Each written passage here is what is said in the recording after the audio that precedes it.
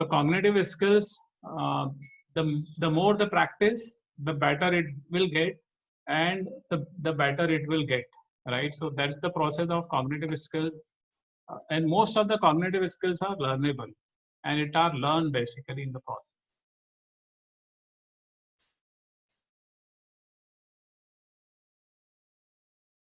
Now, how do we develop the cognitive skills? So kids learn by building brain connection through the neural networks. So this is basically a process where the information is fed, information comes in, they process the information. The more the information, the neurons get developed, the neural pathways in the brain gets connected, and there are more neurons get developed as they use it more. So it's primarily using the brain actively, solving the problems, trying to do the newer things.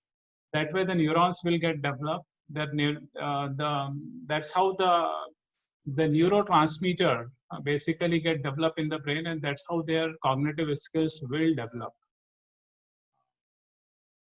Now, if you look at the key major areas, right, how the brain functions, so these are all the primary 5 things that we all do. So to start with the sensory, right, the senses. This is primarily the gross motor and fine motor skills. Hand-eye coordination that they start with the playgroup action. So they start to learn the hand-eye coordination and the balancing, and primarily with the sports activities. Visual is primarily the imaginations and something to do with they visualize, something to do with art, something to do with the creativity, and it's primarily the architect, kind of the way they think before they design something, and then they implement it. Similarly, the social connect, auditory, and the attention span, all these are all related to cognitive skills. We as a parent and teachers, we have to figure out as to how we develop each of these areas and give them exposure to each of this.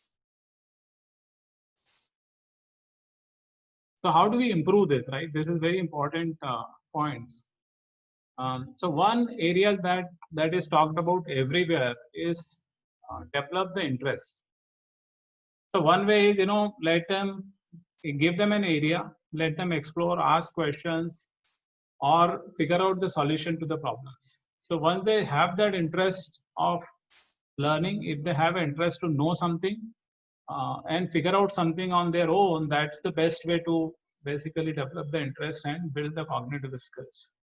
And this could be on any subject. It's not that it has to be academic, it could be non-academic as well.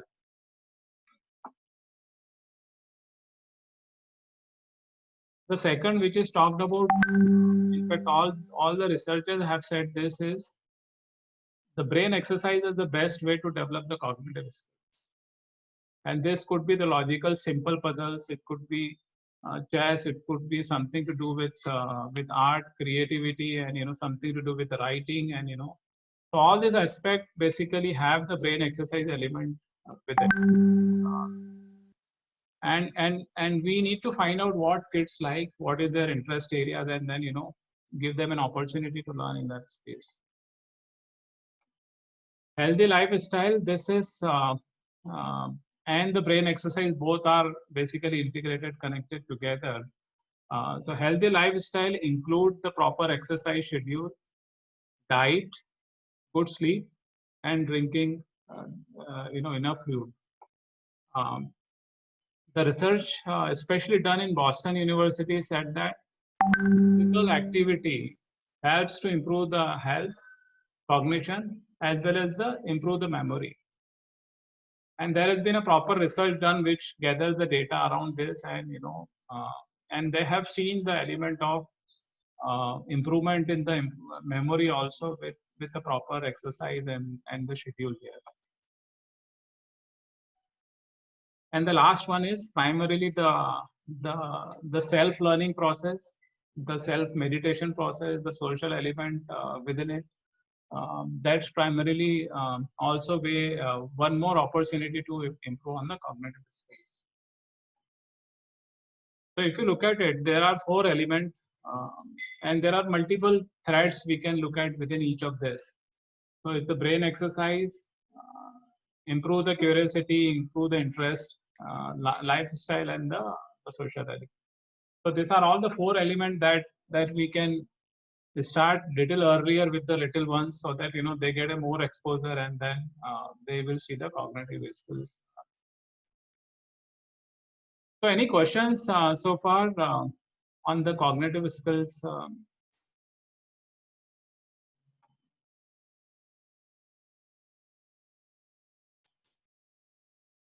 You can unmute yourself.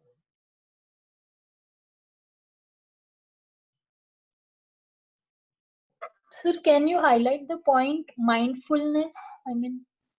Yeah, this is to do with the meditation, knowing about self, knowing about others, and as they grow in the process, they will learn more about this. They know more about themselves, and then they know more about others, and that's how they will get matured, and that's how they will learn.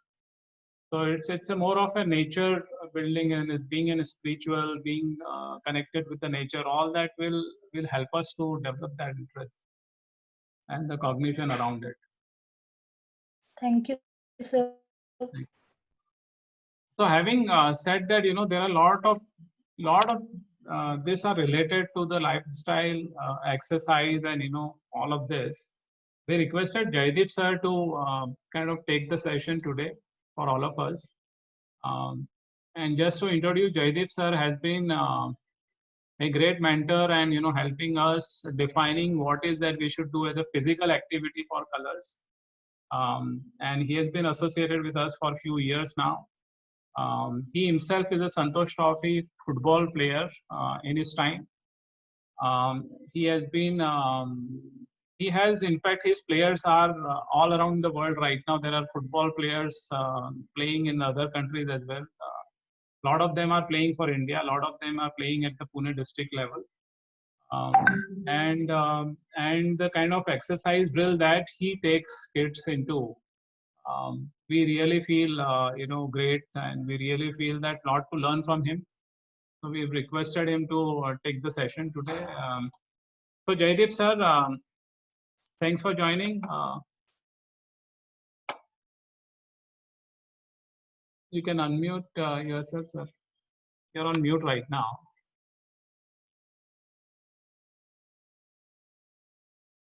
Sir, can you? Yeah.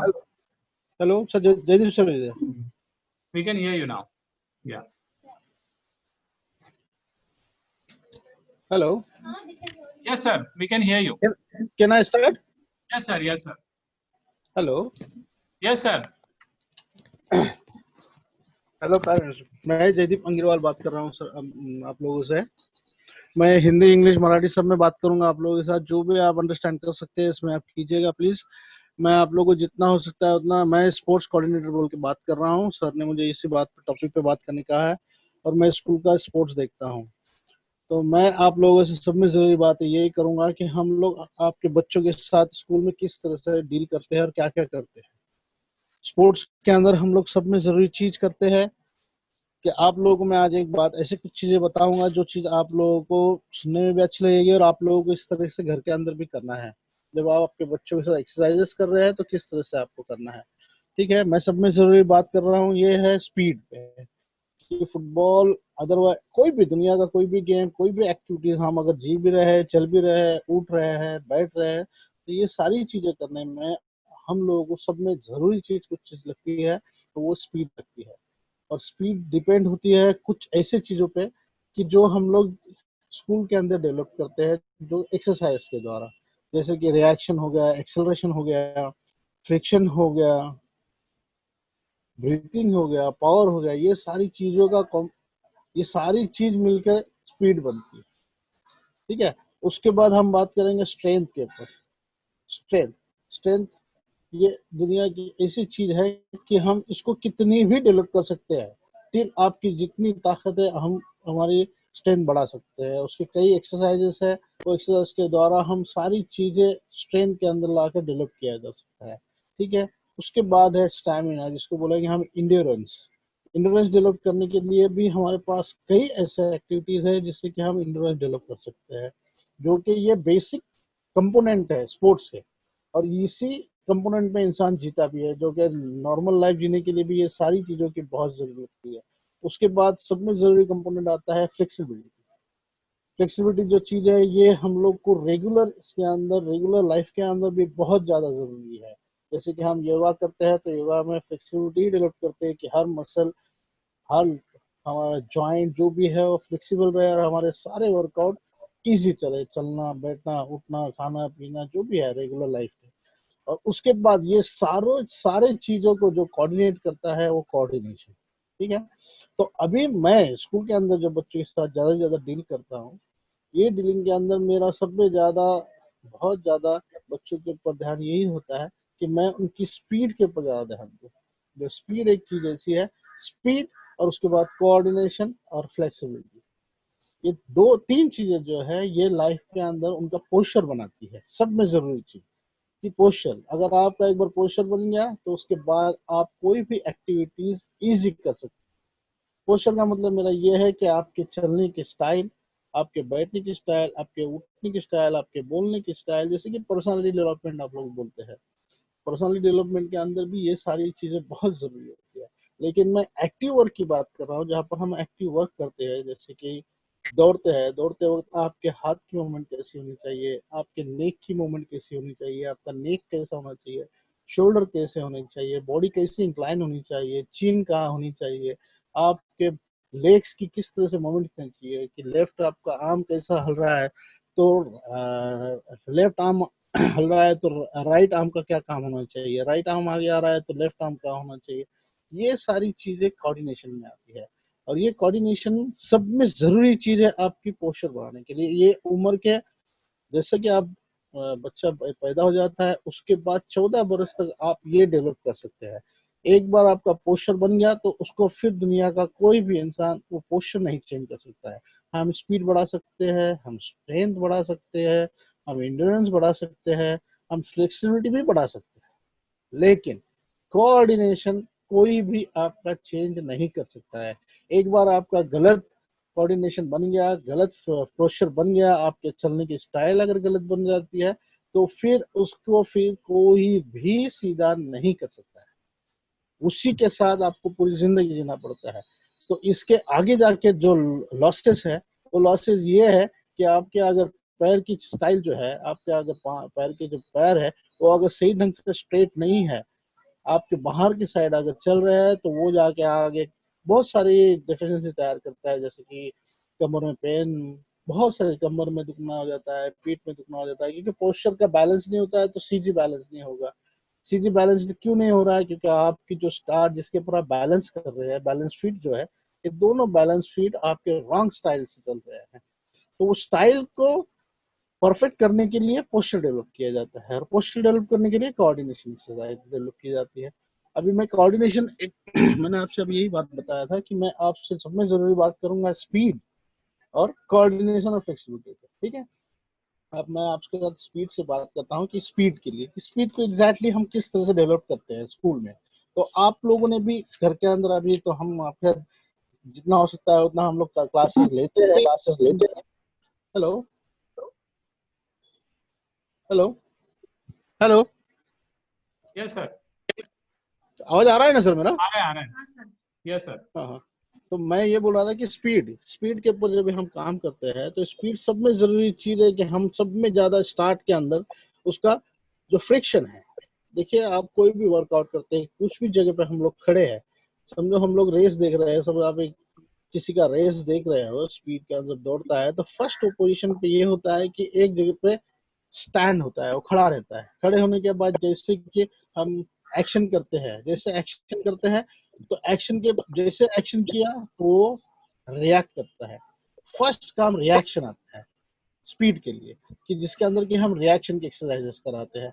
बहुत सी सारी चीजें exercises है reaction के, जैसे कि sound के ऊपर है, कलर्स के ऊपर है, एक्शंस के ऊपर है। ऐसे कई तरीके के एक्सरसाइजेस हम बच्चों को कराते हैं जिसके अंदर की बच्चों का हमारे पास बिना देखे, जैसे कि साउंड के ऊपर उसके पीछे खड़ा रहते हैं और पीछे से हम लोग उसको सिर्फ क्लैप बजाते हैं या तो विसिल बजाते हैं कि उसका रन करना है। फिर उसके बाद सामने खड़ के विदाउट साउंड सिर्फ एक्शन करते हैं, फिर कभी साउंड कॉल करते हैं, कम ऑन गो।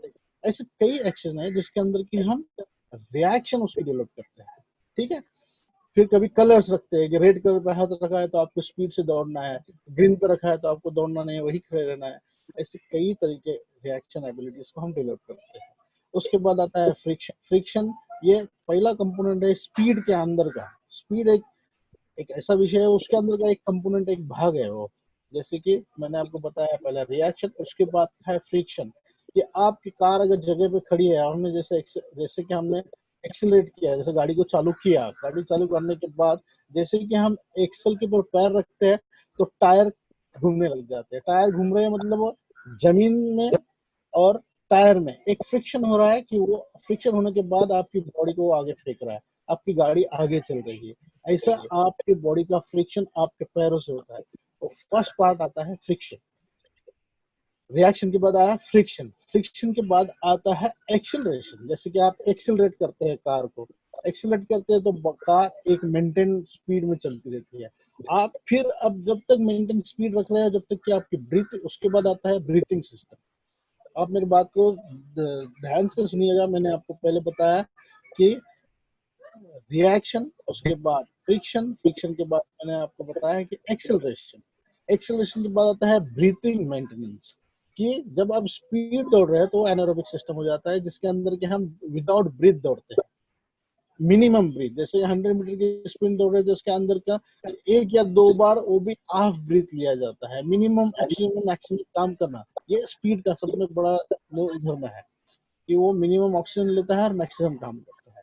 ये काम करते वक्त आपको ब्रीथिंग का सिस्टम पे काम करना पड़ता है। मिनिमम ब्रीथिंग, मैक्सिमम वर्कआउट करना पड़ता है। ठीक है। उसके बाद आता है ये सारी चीजों को, ये पांचों चीजों को लास्ट के अंदर न्याय देना कि हमने किस लिए मेहनत किया है, इतना स्पीड हम क्यों दौड़ रहे हैं, क्योंकि हमको एक बैरियर क्रॉस करना है। और बैरियर क्रॉस करने के लिए लास्ट मोमेंट में लगने वाली जो चीज लगती है, ये चारों का जो, चारों को मिलाकर जो मिशन बनता है उसको बोला जाता है पावर। जब हम फिनिश करते हैं, दैट इज अ पावर। ये सारी चीजें डेवलप करने के लिए हम वैरायटीज ऑफ एक्सरसाइजेस कराते हैं बच्चों के साथ। जैसे कि मैंने आपको इसका बताया रिएक्शन का, स्पीड के अंदर रिएक्शन, जैसे हमने इसका बताया आपको कि हम रिएक्ट कैसे कर रहे हैं बच्चे। ठीक है। एक्शन के ऊपर रिएक्शन कर रहे हैं। रिएक्शन का फ्रिक्शन का कि हम, मैं कभी बैठ के दौड़ाता हूँ उनको, कभी नीचे लेटा के दौड़ाता हूँ, नीचे लेट जाओ, गो बोलूंगा तो उठ के दौड़ना है, तो ये फ्रिक्शन आया, तो अलग तरीके का आ गया। उनको उल्टा खड़ा करके दौड़ाता हूँ, ये अलग फ्रिक्शन हो जाता है, आगे बॉडी जाती है, फिर पीछे आपको आना है। ऐसे कई तरीके के फ्रैक्शन के मोमेंट कराते हैं। फिर एक्सेलरेशन, एक्सेलरेशन ऐसा होता है कि हम लोग 5 कोण रखते हैं। फर्स्ट कोण आपको एक मीडियम स्पीड में दौड़ना है, उसके बाद आपको और थोड़ा फास्ट स्पीड में दौड़ना है, और फास्ट, ऐसे पांचों स्पीड, पांचों ही कोण के डिस्टेंस 5-5 मीटर के होते हैं। ऐसे 25 मीटर में आपको अलग अलग स्पीड में दौड़ना है। तो ये सारे अलग अलग फ्रिक्शन के मोमेंट्स हो गए, अलग अलग रिएक्शन के मोमेंट्स हो गए। इसके अंदर हर टाइम पे आपको ब्रीथ कैसे लेनी है। अभी तक तो मैंने ब्रीथ पेन पे काम नहीं किया है, क्योंकि अभी तो ये छोटे हैं। इनके बाद धीमे धीमे धीमे ब्रीथ जैसे वो समझेगा कि ऑटोमेटिक वो तो खुद का बॉडी काम कर ही रहा है। कि जैसे कि आप कुछ भी काम स्पीड में काम करने जाते हो तो ब्रीथ रोक के ही आपको काम करना पड़ता है। नेचुरली वो काम कर ही रहे हैं, लेकिन जब उनके दिमाग में बिठाया जाएगा कि आपको कितनी ब्रीथ लेनी है इतने इतने वर्क के लिए, तो फिर वो धीमे धीमे उसके अंदर और भी ज्यादा इम्प्रूवमेंट मिलेगी आपको। फिर लास्ट में ये सारी चीजों का पावर देखा जाता है कि इनकी कितनी डेवलपमेंट चल रही है। ठीक है। और अब आपको ये स्पीड मैंने बहुत मिनिमम और बहुत इजी तरीके से आपको बताने की कोशिश की है कि हम आपके बच्चों के साथ किस तरह से डील करते हैं। ठीक है। अब मैं आपको बताने जा रहा हूँ कोऑर्डिनेशन। जो कोऑर्डिनेशन आपको पहले बताया मैंने कि exactly what is the coordination. Coordination का मतलब ये होता है कि आपको, अगर मैं एग्जांपल बताऊं कि आप आपके घर के अंदर भी बैठे हो, सामने अगर आपका चाइल्ड आपके सामने है, तो सामने सामने बैठ जाओ आंखें बंद करके, और आंखें बंद करके खुद को ऑर्डर दो कि मैंने अपने खुद के चाइल्ड के एयर को हाथ लगाना है, आंखें बंद करके। तो आपको ढूंढना पड़ेगा उसका, उसके कानों को आपको ढूंढना पड़ेगा। ठीक है। लेकिन यही ऑर्डर अपने खुद को दो कि मुझे मेरे मेरे कान को हाथ लगाना है, तो आपको ऑर्डर देने की जरूरत नहीं, तुरंत आपका हाथ कान तक पहुंच जाएगा। तो ये कोऑर्डिनेशन है कि खुद के शरीर की किस तरह से आपके शरीर की हलचल होती है, दैट इज कोऑर्डिनेशन। ये कोऑर्डिनेशन करने के लिए कई एक्सरसाइजेस आते हैं। ये एक्सरसाइज करने के लिए आपको जंपिंग्स आती है, जिसके अंदर डेवलप करना है तो आपको जंपिंग करना पड़ेगा, जॉगिंग करना पड़ेगा, हॉपिंग करना पड़ेगा, 1 लेग हॉप, 2 लेग हॉप। मैंने आप कई एक्सरसाइज हमारे बच्चे, हमारे जितने भी चाइल्ड मेरे बच्चे हैं, या अगर मुझे सुन रहे हैं तो इनको सारी चीजें पता है कि हमने कई एक्सरसाइजेस किए हैं रिएक्शन के, जंपिंग्स के। जैसे कि हमने लैडर लगाया, 1 लेग जंप कराया, रिंग लगाया, 1 लेग जंप कराया, टू ऐसे रिंग लगा के 2 leg jumps, 1 leg jumps, Hopkins, ऐसे कई एक्सरसाइज। समरसॉल्ट करके दौड़ना है, समरसॉल्ट करना है, फिर दौड़ना है, लेटना है, फिर दौड़ना है। ये सारी चीजें कोऑर्डिनेशन में आती है, ये सब में जरूरी चीज है ये सारी चीजों में। ठीक है, अब ये कोऑर्डिनेशन और स्पीड, इनका कॉम्बो बन के काम होता है, इनका सब पूरा कॉम्बो बनता है। ये कॉम्बो के अंदर ही ये सारों का डेवलपमेंट होता है। इसके बाद मैं आपको बताने जा रहा हूँ सब में ज्यादा जरूरी कि फ्लेक्सिबिलिटी। ये सारी चीजों के लिए लगने वाली जो फ्लेक्सिबिलिटी है, ये आती है स्ट्रेचिंग से। जैसे कि हम बिफोर द एक्सरसाइज स्ट्रेचिंग करते हैं और आफ्टर द एक्सरसाइज स्ट्रेचिंग करते हैं। ये सारी चीजें स्ट्रेचिंग इसलिए किया जाता है कि कोई भी काम करने के लिए आपकी जो भी स्नायु है, आपकी जो भी मसल्स है, ये सारे मसल्स इतने फ्रेश होने चाहिए कि कोई भी एक्टिविटीज हम कर रहे हैं तो वो इजी रहे, इजी एक्टिविटीज करें। जैसे कि हमको बेंडिंग करना है, तो बेंडिंग करते वक्त आपके टो टच नहीं हो रहे हैं तो आपकी कमर की जो भी मसल्स है ये फ्लेक्सिबल नहीं है, तो इसके ऊपर हम लोग काम करते हैं, उनको स्ट्रेचिंग कराते हैं। तो इस तरह से हमारा ये रेगुलर वर्कआउट चलता है। अब मैं आपसे, अब ये 3 चीजें तो आपको मैंने बता दी है। ये तीनों चीजों के अंदर डेवलपमेंट इस तरह से किया जाता है कि हम ये 1 बाय आप, जैसे कि 2 सेशन होते हैं तो 2 सेशन में हम देर देर एक एक 45 के अंदर इसी के ऊपर हमारा पूरा कोऑर्डिनेशन है। आज तुम मेरे देखोगे तो हमने अभी तक 1-1.5 साल से मैं बच्चों के साथ काम कर रहा हूँ, 2-3 साल से, तो इसके अंदर कई बच्चों के अंदर मैंने इतना इम्प्रूवमेंट देखा है जो बच्चे कुछ करना नहीं चाहते थे, इतना ब्यूटीफुल करते हैं। मैं तो अभी इसके अंदर नाम नहीं बोल सकता हूँ, कुछ कुछ बच्चों को तो जबरदस्ती कराना पड़ता था। आज मुझे ऐसा उनको देख के लगता था बीच में कि यार बहुत अच्छा कर रहे हैं। तो हमने इसके अंदर बहुत ज्यादा काम किया और काम करते हुए इम्प्रूवमेंट मुझे मिली है। अब ये सारी चीजों के साथ हमको और जरूरी, बहुत जरूरी 2-3 चीजें हैं जो स्पोर्ट्स के अंदर आती है कि आपके पूरा बॉडी का पोस्चर बनाना है, या तो आपको पूरा स्पोर्ट्स के अंदर अगर जाना है तो या तो नॉर्मल बॉडी के लिए भी लगने वाली चीजें स्टैमिना और स्ट्रेंथ। स्टैमिना ये इंसान की सब में जरूरी चीज है, सब में जरूरी चीज, कि जैसे कि हम बात कर रहे हैं तो भी हमको ब्रीथिंग लेनी पड़ती है। तो ब्रीथिंग लेते वक्त किस तरह से ब्रीथिंग करना है, किस तरह से ब्रीथ लेना है, ये स्पोर्ट्स में लगाया जाता है। आपको एंड्योरेंस नहीं रहेगा तो आपको कोई भी एक्टिविटीज, लॉन्ग ड्यूरेशन की एक्टिविटीज आप नहीं कर पाओगे। आपको वॉक करना है तो भी एंड्योरेंस मतलब स्टैमिना बहुत जरूरी है। इसी का भी काम चलता है। हम अगर स्पीड वर्कआउट लेते हैं तो इसी के साथ वार्मिंग अप, 1-1.5 किलोमीटर का वार्मिंग अप होता था। ऐसे करते करते हम नहीं बोला तो एक 30-35 मिनट्स के ड्यूरेशन में हम इनको कम से कम 3 से 4 किलोमीटर का वर्कआउट हो जाता था हमारा। और एक छोटे बच्चे के लिए 3 से 4 किलोमीटर का वर्कआउट मोर देन सफिशिएंट है। और स्ट्रेंथ की बात करोगे आप तो बच्चों के साथ तो अभी तक मैं स्ट्रेंथ के ऊपर इतना वर्कआउट नहीं किया था। हाई एक्सप्लोजिव पे वर्कआउट बहुत किया हम लोगों ने। High explosive in the sense कि स्पीड के 2 पार्ट है, स्टैटिक स्ट्रेंथ और हाई, स्टैटिक स्ट्रेंथ और एक्सप्लोजिव स्ट्रेंथ। स्टैटिक स्ट्रेंथ के अंदर जो रेसलर्स होते हैं वो खड़े खड़े जो गेम खेले जाते हैं, दैट इज स्टैटिक। और जो हाई एक्सप्लोजिव होता है जैसे कि जंप्स है, ये हाई स्टैटिक में आता है। कि जंप करना मतलब स्ट्रेंथ को ब्लास्ट करना। ऐसे ब्लास्ट करने वाले जितने भी एक्सरसाइजेस हैं हमने कई लिए हैं और लेते रहते हैं। अब मैं आपसे मेरा एक ये कहना है कि आप अगर इसके अंदर ये जो भी टॉपिक मैंने आपसे बात किया है और भी आपको कोई डाउट है तो जरूर मुझे पूछिए, मैं आपका आंसर करूंगा। Sir one hello. One thing sir, दो चीजें मेरी तरफ से आप पहले बताइए कि oxygen intake to the heart, right? How do we, what is the benefit of exercise and the oxygen intake? Yes, देखिए, अब सर ने बहुत अच्छा क्वेश्चन ये पूछा है मुझे। ऑक्सीजन इनटेक का मतलब ये होता है कि हम जो नॉर्मल पीपल जो ब्रीथिंग कर रहे हैं, ये मिनिमम ऑक्सीजन इनटेक हो रहा है। मिनिमम ऑक्सीजन, जब आप जॉग कर रहे हैं तो जॉग करते वक्त हम लोग जो ब्रीथ कर रहे हैं, ये ब्रीथ नाक से कर रहे हैं, नोज से कर रहे हैं, इनहेल हम लोग नोज से कर रहे हैं। ठीक है, जब भी आप एक्सेल कर रहे हो तो भी एक्सेल भी हम लोग नोज से ही कर रहे हैं जब नॉर्मल में है। लेकिन स्पोर्ट्स के अंदर ये फर्क पड़ जाता है अलग, कि हम लोग ऑक्सीजन इनटेक कैपेसिटी बढ़ाते हैं। ऑक्सीजन इनटेक कैपेसिटी किस तरह से बढ़ा जाएगा, जब आप जॉग कर रहा है, अभी नॉर्मल जो है, नॉर्मल आपके अगर 72 पल्स रेट है, जब आप जॉग करने लग जाते हैं तो आपके पल्स रेट ऑटोमेटिकली बढ़ने लग जाते हैं। जैसे कि आप 100, 120, 130, 140, 150 के पास जा रहे हो, 150 के पास जा रहे हो, मतलब एग्जैक्टली क्या हो रहा है ये आप लोग को, आपको अगर समझ रहा है तो मैं आपको बहुत इजी तरह से समझाना चाहता हूँ कि 150% मिनट में हो रहा है। इसका मतलब ये हो रहा है कि आपका जो हार्ट है वो इन अ मिनट 150 बीट्स कर रहा है। 2 बीट्स ऐसा ठक ठक जब होता है तो ये 1 बीट काउंट होती है, ठीक है।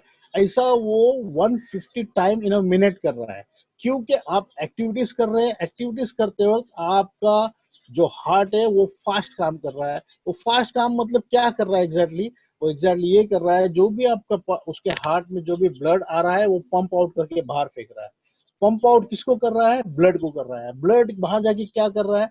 ब्लड ने जो भी ऑक्सीजन इनटेक किया है, जो भी लंग्स के द्वारा उसके अंदर ऑक्सीजन आया है, इनप्योर ब्लड बाहर गया है, इनप्योर ऑक्सीजन, इनप्योर गैसेस जो भी हमारे बॉडी में की होती है वो गैस में लंग्स में आने के बाद अल्विया द्वारा बाहर फेंका जाता है गैस एक्सचेंज सिस्टम से, और प्योर ऑक्सीजन वाला ब्लड लंग्स के थ्रू हार्ट में आता है। हार्ट के थ्रू पंप आउट होकर वो बाहर फेंका जाता है। क्योंकि बॉडी की डिमांड बढ़ जाती है, इसलिए मशीन, जैसे कि हम बोलेंगे बॉडी की डिमांड बढ़ गई तो हार्ट हार्ट भी काम बढ़ा देता है। आप अगर जॉग करने लग जाओ तो आपके हार्ट पल्स रेट बढ़ने लग जाएंगे और वो ऑक्सीजन मारने लग जाती है बॉडी। बॉडी को अगर ऑक्सीजन नहीं मिलेगा तो आप कॉलेज हो जाओगे। इसलिए इसी को ऑक्सीजन इनटेक कैपेसिटी बढ़ाना बोलता है, जिसको हम हमारे बच्चों के अंदर जो जॉगिंग स्पीड या वर्कआउट कराते हैं तो वो इसलिए कराते हैं कि वो ऑक्सीजन ज्यादा से ज्यादा ले। और अभी ऑक्सीजन ज्यादा से ज्यादा लेने का एक तरीका और आपको बताता हूँ कि बहुत से लोगों को ये पता नहीं है कि कई लोग सिर्फ अपना नाक से ही ऑक्सीजन या तो हवा को लेते हैं। आपने जब भी एक्टिविटीज कर रहे हो, या तो सिंपल चीज आपको बता रहा हूँ कि आप पेरेंट्स के लिए भी, आप अगर कोई लैडर चढ़ रहे हो, स्ट्रेस चढ़ रहे हो, तो आप चढ़ते हो जैसे कि आपको दम लगने लग जाता है, आपकी सांसें फूलने लग जाती है, तो आपने मुंह से ब्रीथिंग करना है। मुंह से ही ब्रीथिंग लेना है और मुंह से ही छोड़ना भी है। एक्सेल भी मुंह से ही करो, इनहेल भी मुंह से ही करो। वैसे ही स्पोर्ट्स के अंदर भी जब भी आप दौड़ते हैं, स्पोर्ट्स के अंदर हमारे बच्चे जब भी दौड़ते हैं, हम ये बच्चों को बताते रहते हैं कि आपको दौड़ते वक्त मुंह से श्वास लेना है और मुंह से ही छोड़ना भी है। क्योंकि नाक से मिनिमम जाएगा, मुंह से मैक्सिमम जाएगा। और जब भी ब्रीथ ले रहे हो तो कोशिश ये करना है कि वो ब्रीथ लंग्स में जाए, ना कि पेट में। आप ब्रीथ जब भी ले रहे हो तो आपकी छाती फूलनी चाहिए। छाती फूलेगी आपकी, तब वो ऑक्सीजन बाहर, ऑक्सीजन अंदर जाएगी और कार्बन डाइऑक्साइड बाहर आएगा। अगर छाती कम फूल रही है तो पेट में ही हवा रह रही है और वो हवा पेट के द्वारा वापस निकल जाए। तो उसको लंग्स में लेने की कोशिश करो, मैक्सिमम आपकी छाती फूलनी चाहिए। बच्चों को भी यही बताइए, आप जॉग कर रहे हो तो मिनिमम ऑक्सीजन मुंह से लेने का है, मैक्सिमम ऑक्सीजन मुंह में से लेना है। क्योंकि ज्यादा से ज्यादा ऑक्सीजन जाने के बाद वो ज्यादा से ज्यादा ऑक्सीजन आपके हर सेल्स को, हर टिश्यू को ले जाके देगा, तो पूरा शरीर आपका फ्रेश रहेगा, हर चीज आपकी काम में आएगी, आप कोलैप्स नहीं होगे, मसल पुल नहीं होगा, ये सारी चीजें कुछ भी नहीं होगा। और साथों साथ अभी सर ने जब पूछा है ये बात, तो इसके साथ और एक बात मैं आपको बताना चाहता हूँ कि आपने सब में जरूरी काम ये करना है, ये वर्कआउट कर रहे हो जब भी, हर 15 मिनट के बाद, ज्यादा से ज्यादा 20 मिनट के बाद बच्चों को पानी पिलाना है। और पानी पिलाना है मतलब एक सिप नहीं, एक सिप का मतलब मुझे अभी तक पता नहीं कि एक स्पून के आसपास आता होगा। जब आप वर्कआउट कर रहे हो, 20 मिनट्स वर्कआउट कर रहे हो, तो मिनिमम हमने अगर एवरेज निकाला हर बच्चे का, 20 मिनट्स अगर वो हमारे साथ चलता है तो मिनिमम वो 1 to 1.5 किलोमीटर चलता है। 1.5 किलोमीटर अगर चल रहा है वो, तो मिनिमम आधा ग्लास से 1 ग्लास तक पानी वो बाहर फेंक देता है अपनी बॉडी के लिए। तो वो पानी अगर अंदर आपके बॉडी में नहीं जाएगा तो ब्लड थिक करेगा, ब्लड जैसे थिक करेगा तो ऑक्सीजन लेने की जाने की कैपेसिटी जो है वो कम हो जाएगी उसकी, और मिनिमम ऑक्सीजन जाने की वजह से आप कोलैप्स हो जाओगे। जितना भी आपको ब्रीथिंग, आप बहुत ऑक्सीजन अंदर ले रहे हो, लेकिन जो ऑयल है या तो जो हमारा ब्लड है वो थिक हो गया तो उसको फास्ट जाने की जो कैपेसिटी है उसकी कम हो जाएगी। इसलिए पानी अंदर लेते रहना है, तो पानी आपके ब्लड को डायलाट करके पतला रखेगा। जितना ब्लड पतला रहेगा उतना फास्ट दौड़ेगा। आपको सिंपल बताता हूँ मैं कि कई लोगों को जैसे हार्ट के डिजीज होते हैं तो उन लोगों को एक टैबलेट दी जाती है कि ब्लड को पतला करने की। उसकी वजह ये है कि ब्लड पतला रहेगा तो ऑक्सीजन प्रॉपर जाता रहेगा। ब्लड अगर थिक हो गया तो ऑक्सीजन ले जाने की कैपेसिटी उसकी कम हो जाती है, फिर चक्कर आने लगता है, ग्लिडनेस होता है, गिर जाता है आदमी, कोलैप्स हो जाता है। तो ये सारी चीजें ना हो, इसलिए एक्सरसाइज करते वक्त आपने पहले तो एक्सरसाइज के पहला भी थोड़ा सा पानी पिला दो, उसके बाद जैसे एक्सरसाइज कर रहे हैं तो इन बिटवीन उसको लगता है ना पानी पीना है तो उसको पानी पिलाते रहो। हर 15 मिनट के बाद, 20 मिनट के बाद, मैक्सिमम 20 मिनट के बाद उसको पानी पिलाना ही है। एक 2 मिनट का रेस्ट देना है, क्योंकि आपके अगर पल्पिटेशन मिनिमम मैक्सिमम हो गया है, समझो आपके पल्पिटेशन, बच्चों के तो ऑलरेडी पल्पिटेशन बहुत ज्यादा होते हैं, आप अगर आपके बच्चों को हाथ लगाओगे तो बैठा भी है तो 100 के आसपास होता है, तो वर्कआउट करने लग जाता है तो 170 180 के आसपास चला जाता है। तो 2 मिनट के बाद आपको पल्स रेट उसके डाउन होने देना है। जैसे रिकवरी होती है फिर से उसका वर्कआउट चालू करो। फिर से हाई पल्पिटेशन हो गया, फिर से रोक दो उसको, फिर पानी पिलाओ। जैसे रिकवरी डाउन हो जाती है, रिकवर हो जाता है वो, फिर से उसको वर्कआउट कराओ। इस तरह से आप अगर बच्चों को वर्कआउट कराते रहोगे तो आपके बच्चे, आपको लगेगा कि आप कितना भी काम कराओ जो थक क्यों नहीं रहे हैं, क्योंकि हम सही तरीके से साइंटिफिक सिस्टम से जा रहे हैं। साइंटिफिक सिस्टम यही कहता है कि हर वर्कआउट के वक्त पानी अंदर जाते रहना चाहिए। विदाउट वाटर अगर आप काम करा रहे हो तो आप आपके बच्चों की लाइफ के साथ खेल रहे हो। आपने कभी भी दिमाग, घर में भी वर्कआउट करा रहे हो आप, घर के अंदर भी आप हो, तो भी वर्कआउट कराते वक्त उसको पानी देना भी है, देना ही है। हर 5 10 मैक्सिमम 15 मिनट के बाद उसको पानी पिलाना ही है आपको। पानी पिलाओ उसको, 2 4 घूंट पानी पीने दो, कम से कम आधा ग्लास पानी पीने दो, फिर से वर्कआउट करो। कोई प्रॉब्लम नहीं। हम लोग कोई हाई एक्सप्लोजिव वर्क नहीं कर रहे हैं कि पेट में दर्द होगा, ये होगा, कुछ भी नहीं। हम लोग सिंपल वर्क कर रहे हैं।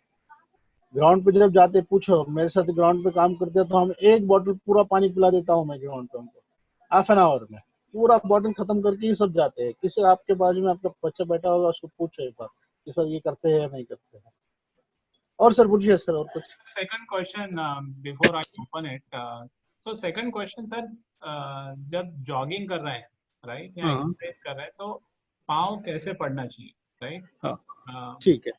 देखिए, अभी आपने, सर ने बहुत ब्यूटीफुल क्वेश्चन पूछा है। ये बहुत कम लोग देखते हैं, इसके ऊपर कम लोग बहुत ऑब्जर्व करते हैं। आज सर ने बहुत अच्छा क्वेश्चन पूछा है। ये क्वेश्चन का सीधा सीधा मतलब ये होता है कि आप लोग जब भी जॉग कर रहे हो तो हमारे पास मोस्ट ऑफ सिखाया जाता है कि हमारे बच्चे जॉग करने लग जाते हैं ऑन द टोज, दौड़ने लग जाते हैं ऑन द टोज। टोज पे नहीं जाना चाहिए। First you have to touch your heel. आपका हील लगना चाहिए, फिर मिडिल पार्ट लगना चाहिए, फिर टोज। ये ऐसा सर्कुलेट होना चाहिए, first second third, first second third. पहले ये लगना चाहिए, जैसे कि आपने अगर देखा तो पहले पाम लगना चाहिए, हील लगना चाहिए, हील के बाद आपका मिडिल पार्ट लगना चाहिए, फिर हील हील लगना, ये सॉरी टोज लगना चाहिए। इस तरह से सर्कुलेट होते रहना चाहिए आपका कंटिन्यू। जैसे कि आप चल भी रहे हो तो पहले हील लगना चाहिए, मिडिल पार्ट, फिर टोज। इस तरह से आप अगर करते रहोगे तो आपकी जॉगिंग के अंदर आपके ना तो पैर भी दुखेंगे और साइकिलिंग सिस्टम प्रॉपर चलेगी, और पैर प्रॉपर फोल्ड भी होते रहने चाहिए। जैसे कि आप दौड़ रहे हो तो पैर आधे में से लेके चले गया, ऐसा नहीं। आप अगर पैर जैसे ही आगे रखते हो तो हिल टच करते हो, हिल टच करने के बाद वो पूरा सरफेस, पहला सरफेस कौन सा लगा, हिल, हिल के बाद मिडिल पार्ट, मिडिल पार्ट के बाद टोज। ऐसा लगने के बाद पीछे जब जा रहा है तो पीछे जाते हो तो आपका लेफ्ट हैंड आगे आना चाहिए। अगर राइट हैंड, राइट लेग आपने पहले रखा है तो आपका लेफ्ट हैंड आगे होना चाहिए। आगे इन द सेंस कि आपके एयर के पास। ये मूवमेंट में कंटिन्यू काम चलते रहना चाहिए इस तरह से। और पीछे भी पैर जितना नीचे से आप बेंड कर सकते हैं उतनी आपकी स्ट्राइस बड़ी बनती जाएगी और इजी मूवमेंट होती जाएगी। और सर हैंड मूवमेंट में बता दीजिए थोड़ा सा। हेलो सर दो चीजों में, एक तो what we see as a problem is hand movement, right? Hand movement बराबर बच्चे करते नहीं है। दूसरा जो जो लैग का जो भी रहता है ना, वो भी थोड़ा सा ऐसा एंगल में रहता है when they put सही the है। तो ये हैंड और लेग्स का जो मूवमेंट है वो either we'll have to train them or I don't know how. Yes देखिए, मैं आपको सिंपल एक्सरसाइजेस बताता हूँ कि हैंड मूवमेंट्स, अभी अगर हम लोग ये प्री प्राइमरी का ले रहे हैं ना सर, ये सेल हमारा, Yes, yes, तो मंडे के दिन हमारा प्रोग्राम है ना, फिर से क्लासेस yes, yes, मॉर्निंग में है ना। yes, yes. तो सर मॉर्निंग में मैं उस दिन आपको यही एक्सरसाइज दिखाता हूँ कि आपको कोऑर्डिनेशन की एक्सरसाइज विद द जॉक कैसे करने हैं, ठीक है। खड़े खड़े आपने घर के अंदर बच्चों को किस तरह से एक्सरसाइज कराने हैं, कि कैसा होता है इसके अंदर आपको एयर टच कराने हैं 1 बाय 1। देखिए मैं खड़ा हूँ 1 2 1 2 1 2 ऐसे एयर टच कराना है उसको, लेकिन with the run on this spot you have to run and you have to touch your ears 1 by 1। जैसे कि राइट लेग ऊपर आ रहा है तो लेफ्ट एयर को आपको टच करना है, ठीक है। ऐसे 2-3 एक्सरसाइजेस है, मैं आपको मंडे को आपको लाइव दिखा देता हूँ उसके ऊपर सुबह सुबह मॉर्निंग में। Thank you sir. और सर सर मुझे एक क्वेश्चन था कि आपने बोलिए। कहा कि पानी पीते रहना है, तो अभी मैं एक्चुअली बड़े लोगों के लिए ये क्वेश्चन पूछ लेती हूँ। तो हाँ हाँ। वॉकिंग जब हम करने जाते हैं, आधा घंटा ऐसे वॉक कर लेते हैं, 1 घंटा वॉक कर लेते हैं, तो पानी तो कभी लेके नहीं जाते साथ में, तो तभी भी पानी पीना चाहिए हमें। नहीं मैडम, पानी साथ में ही रखना है। ओके। आप जब भी एक्टिविटीज कर रहे हो, हेल्थ के लिए कर रहे हो तो हेल्थ के लिए नहीं भी कर रहे हो, आप घर से बाहर निकल रहे हो, आपके कार में एक बोतल में पानी रख लीजिएगा। क्यों ये बता रहा हूँ मैं कि ह्यूमिडिटी बढ़ती है, बॉडी के अंदर से पानी एवेल्यूट होता रहता है कंटिन्यू। जैसे ही बॉडी कम होने लग जाती है तो आपको लगता है कि मेरा बॉडी अभी काम नहीं कर रहा है, मैं थक रहा हूँ, आप पानी पीते रहो। जैसे पानी पीते रहोगे तो इसका फायदा मैं अभी बताया आपको कि ये साइंटिफिक मैं बता रहा हूँ, मैं मेरा सोच के या तो कहीं से सुन के नहीं बता रहा हूँ, मैं आपको ये बता रहा हूँ इसलिए कि आप ये कहीं भी पढ़ सकते हो कि पानी जब बॉडी के अंदर जाता है, देखिए शरीर के अंदर कितना पानी है, 72% वाटर बोलते हैं हम लोग, बराबर है। तो ये 72% वाटर किस में है, मसल्स में भी है, साथों साथ हमारे ब्लड में भी है, ठीक है। अब ब्लड में पानी है तो वो पानी जब बॉडी गर्म होने लग जाएंगे, जब हम दौड़ने लगते हैं या तो चलने लगते हैं तो बॉडी हीट प्रोड्यूस करती है, ठीक है। हीट प्रोड्यूस करने लग जाती है तो ऑटोमेटिक बॉडी के अंदर का पानी बाहर फेंकने लगता है, स्वेट के द्वारा बाहर आता है। तो वो सिर्फ स्वेट के द्वारा मसल में से ही नहीं आता है, वो ब्लड में से भी आता है। अगर मसल में ब्लड में का पानी निकलने लग जाता है तो जो ब्लड आपका एकदम पानी जैसा पतला होना चाहिए वो ठीक हो जाता है ऑयल की जैसा। जैसे कि हम लोग हमारे 2 व्हीलर 4 व्हीलर का जो ऑयल चेंज करने लगाते हैं, क्यों चेंज करते हैं मैकेनिक, कि ठीक हो गया ऑयल, क्योंकि उसके अंदर बर आ गया। बर क्यों आता है, क्योंकि वर्कआउट कर रहे हैं तो बॉडी में का निकलने वाला जो भी एसिड है वो सारा ब्लड में मिक्स होता रहता है। तो उसको बाहर निकालने के लिए क्या करोगे आप, उसको बाहर निकालने के लिए पानी इंटेक करना है। तो वो फिर जैसे कि पानी बॉडी में से निकल रहा है तो वैसे ही वो गंदी चीजें भी फिर पानी में से निकलने लग जाती है, आपके स्वेट को बाहर गंदी स्मेल आती है। इसलिए पानी पीते रहना है कि हम लोग जितना पानी पीते रहेंगे, जितना भी अंदर गंदगी तैयार होती है बॉडी के अंदर, ब्लड के अंदर, मसल्स के अंदर, वो सारा चीज कार्बन डाइऑक्साइड के थ्रू, कार्बन डाइऑक्साइड जो भी इसको बोलते हैं लैक्टिक फॉर्मेशन, ये लैक्टिक एसिड जो तैयार होता है, ये लैक्टिक एसिड यूरिन के द्वारा पानी पीने से बाहर निकल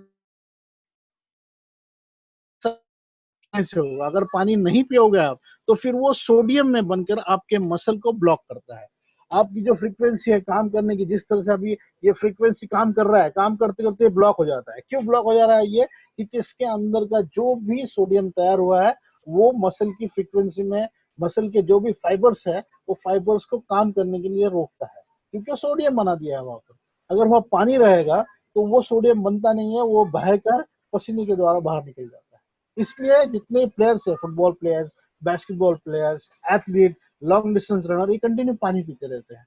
पानी पीने की वजह यह है कि मसल फ्रेश रहता है, उसके अंदर कोई भी सोडियम तैयार होने देते नहीं, जिससे कि हमारे मसल ब्लॉक होके मसल पुल हो जाए, या तो टायर्डनेस आ जाए, या तो गिर जाए।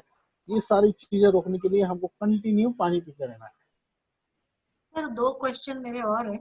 एक बोलिए ना। क्वेश्चन अभी ये है कि कई बच्चे भी या बड़े भी जो हैं, कई लोग शैलो ब्रीदिंग करेंगे, मतलब बहुत डीप ब्रीदिंग नहीं होता है, क्योंकि दिस इज ऑटोमेटिक प्रोसेस। जिन्होंने बचपन में बहुत स्पोर्ट्स किया है, ऑफ कोर्स उनके लंग्स बड़े हैं, तो वो लोग अच्छा ब्रीदिंग करते हैं। पर अभी हमारे पास जैसे बच्चे हैं जो 5th ग्रेड में भी हैं, नए बाहर से आए, और I don't know how much sports they have played, and even बड़े लोग भी जो हैं काफी लेकिन शैलो ब्रीदिंग करते हैं। तो अब इन बच्चों का जो 5th में है या जो बड़े हैं, जो कि शैलो ब्रीदिंग कर रहे हैं, उनका ब्रीदिंग कैसे लॉन्ग ये ब्रीदिंग हो सकता है? ये क्यों हो जाता है मालूम, मैं बता रहा हूँ मैडम, ये प्रैक्टिस, मैं ये तो बता रहा हूँ कि जैसे कि आप अगर रेगुलर प्रैक्टिस कर रहे हो तो रेगुलर प्रैक्टिस करोगे तो ये आपका हैबिट हो जाएगी।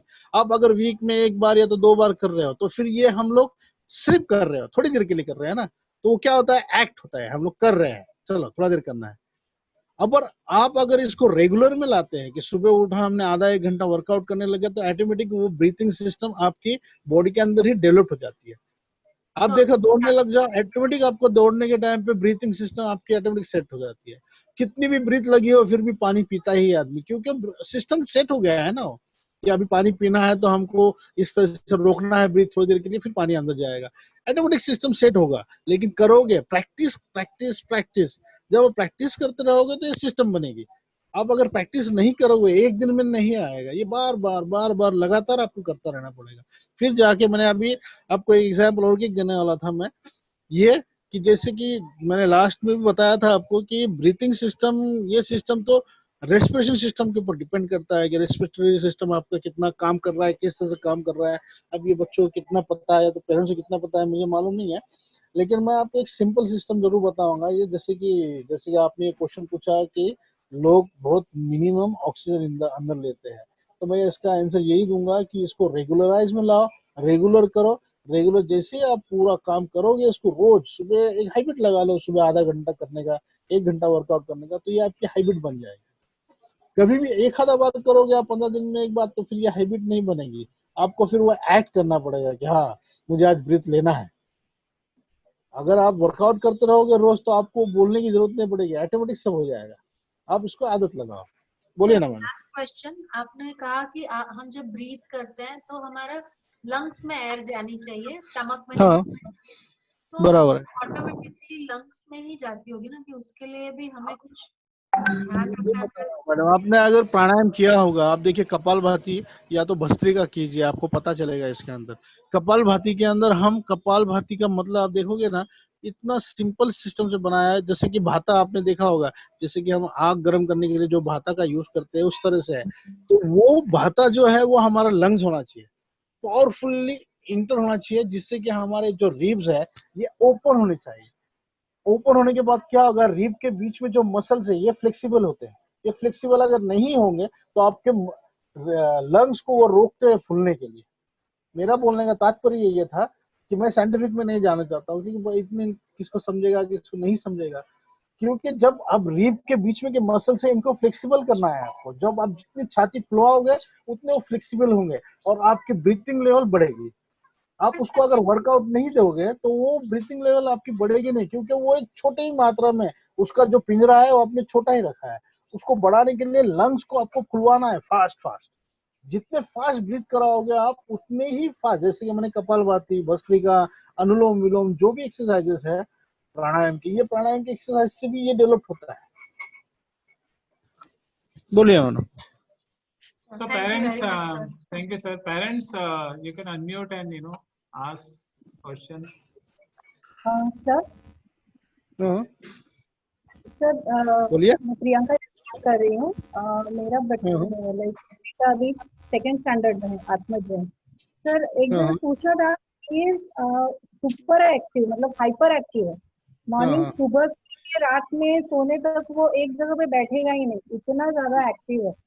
तो हाँ। ऐसे बच्चे कैसे ट्रीट करना चाहिए, मतलब कौन से टाइप के स्पोर्ट्स उनसे करवाने चाहिए सो दैट वो थके, अब बिकॉज मुझे उसको फिर बताइए रात। मैडम, आपके सोसाइटी में ग्राउंड वगैरह है कुछ?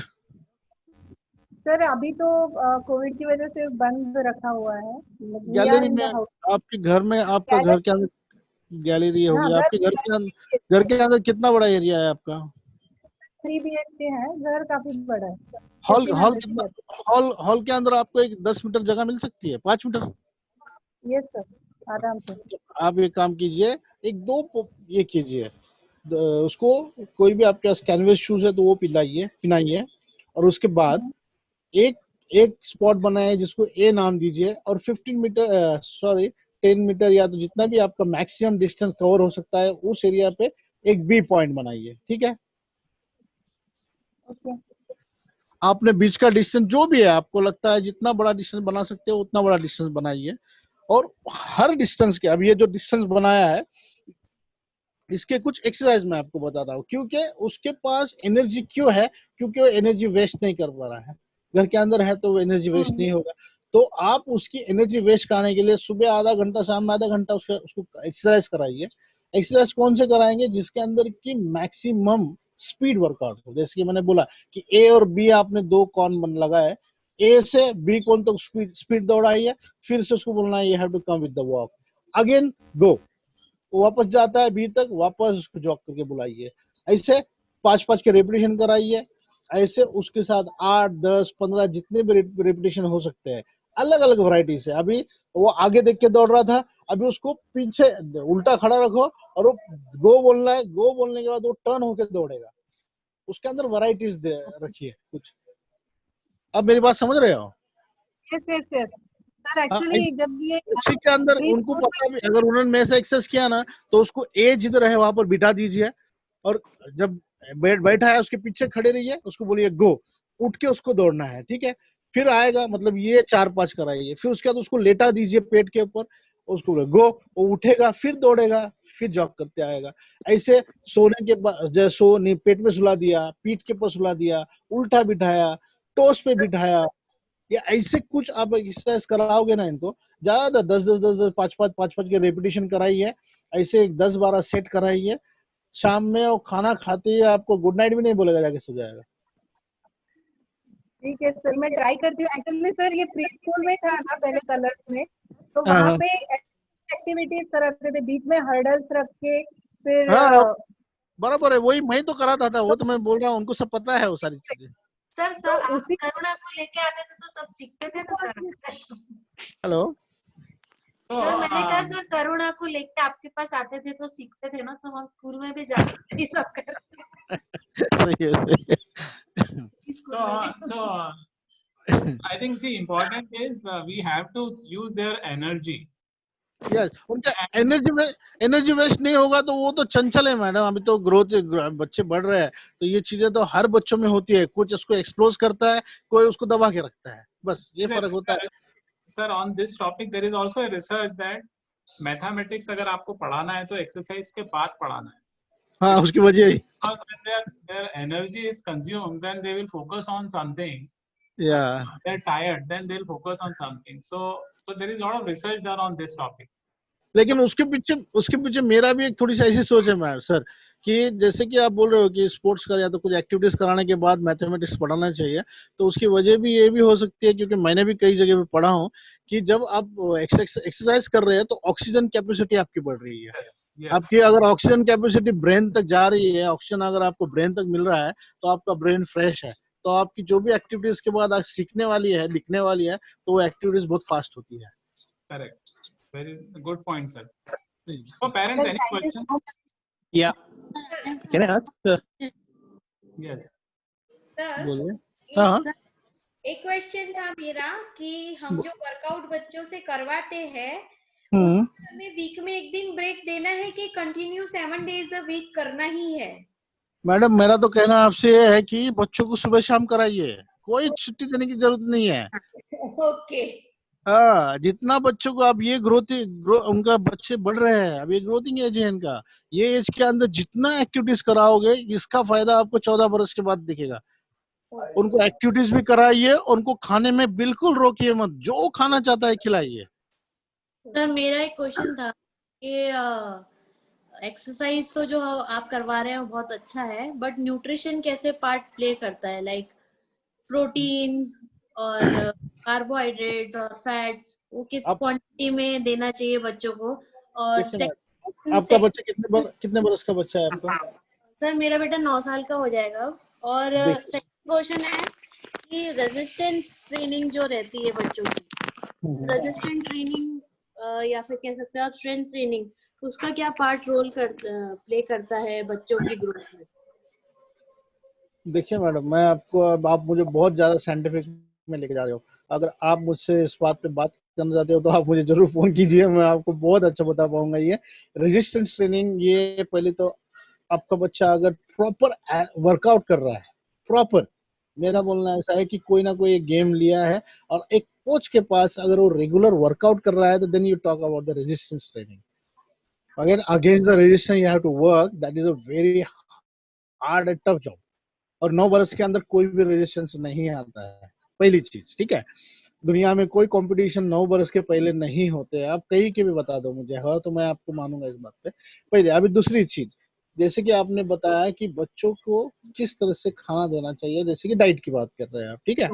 मैं डाइट आपको, आप अगर नॉन वेजिटेरियन है, नहीं मतलब वेजिटेरियन है, एग्स खा लेते हैं हम लोग।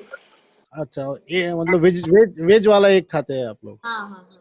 चलो ठीक है, कोई बात नहीं। अब एक, आप वो बच्चे को सुबह अगर वो एक खाता है तो उसको सुबह 2 एग दीजिए, शाम में 1 एग दीजिए। प्रोटीन सब में बॉडी के अंदर जितना जा सकता है, कार्बोहाइड्रेट की मात्रा थोड़ी सी कम कर दीजिए। जितना प्रोटीन आप उसको दे सकते हैं ये एज में, उतना मैक्सिमम जो डाइट है युवांश का, वो मोस्टली प्रोटीन और फैट का ही रहता है, हाँ, कार्बोहाइड्रेट नहीं रहते हैं। क्योंकि कार्बोहाइड्रेट में क्या देते हैं आप उसको? कार्बोहाइड्रेट्स में जैसे चपाती खाता है वो, ओट्स खाता है, क्योंकि अच्छा, ओट्स जो होते हैं अपने कॉम्प्लेक्स कार्ब्स होते हैं, तो वो हाँ हाँ, बेटर रहते हैं बॉडी के लिए। अच्छा। मतलब मैं तो वो मैं चीज कम ही देती हूँ, ज्यादा नहीं देती हूँ, ज्यादातर उसका प्रोटीन और फैट इंटेक बेटर वो रखने के प्रोटीन, आप प्रोटीन के अंदर उसको पनीर दे सकते हैं, सोयाबीन दे सकते हैं, एग, पनीर, फिर एग्स, सोया। पनीर पनीर दे सकते हैं, योगर्ट दे सकते हैं। फिर बहुत बहुत सारी चीजें ऐसी है कि जो आप घर में बनाकर दे सकते हैं क्वांटिटी प्रोटीन। कितना होना चाहिए वो कैसे देखिए मैडम, आप अगर 50 ग्राम कुछ भी चीज दे रहे हैं तो उसका मिनिमम आपको 5 to 50 कैलोरीज के आसपास वो डाइजेस्ट अंदर बॉडी में जाता है।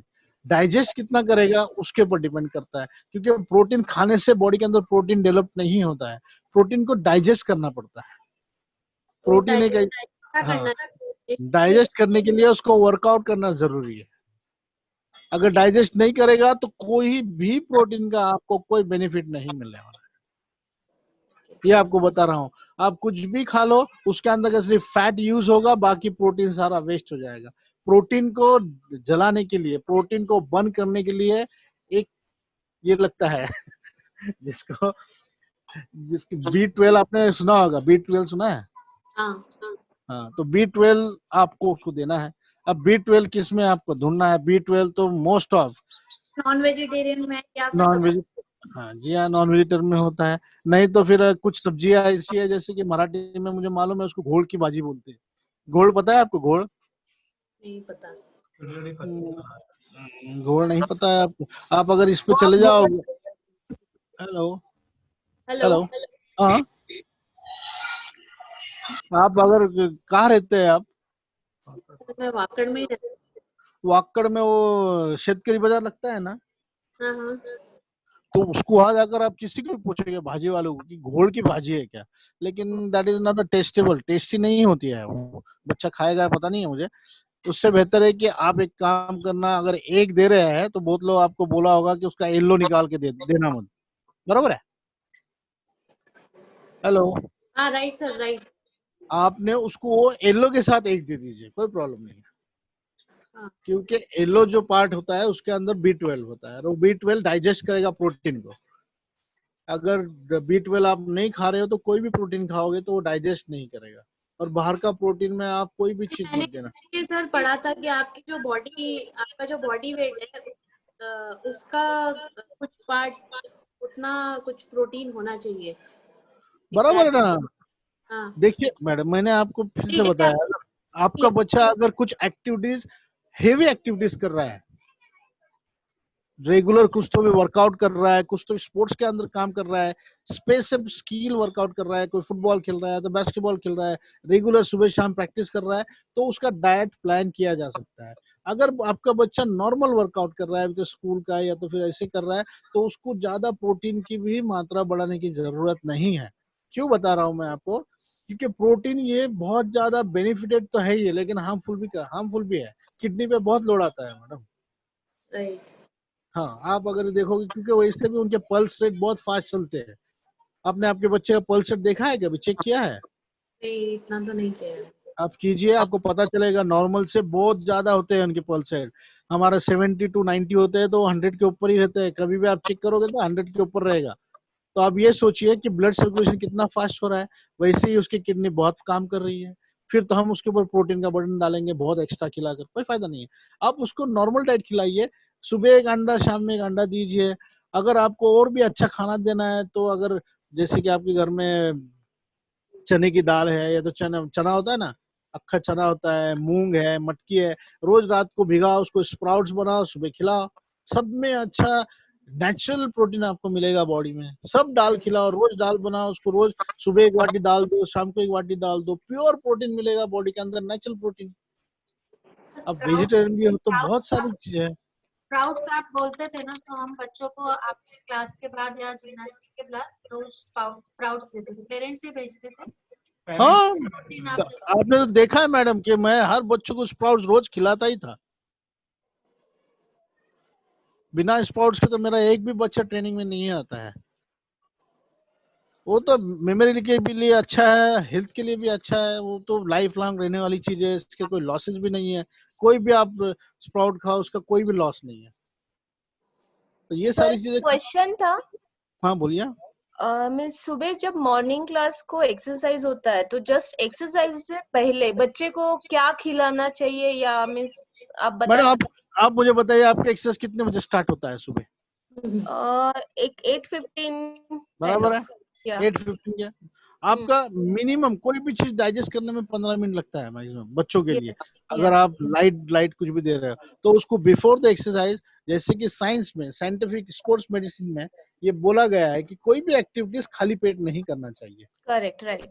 खाली पेट अगर कर रहे हो तो आपका एटीपी बन, आपका फैट बर्न होने लग जाता है, या तो फिर प्रोटीन चलने लग जाता है। उसको कुछ ना कुछ ऐसा कार्बोहाइड्रेट खिला दिया कीजिए आप, कि आपके पास घर में कुछ नहीं है, आपके घर में कुछ नहीं है, रात की चपाती तो होगी नॉर्मल। यस यस, आप एवरीथिंग एक इज काम कीजिए, रात की चपाती है, उसको पीनट बटर या तो जैम, जो यस, भी इंस्टेंट ग्लूकोज बनाएगा, ओके जिसकी इंस्टेंट एनर्जी बनाएगा, ऐसी चीज खिला दीजिए उसको। आप ओके। उसको जब भी वहां उसको एग वगैरह ऐसी कोई चीज मत खिलाना उसको। तब क्या खिलाना है आपने?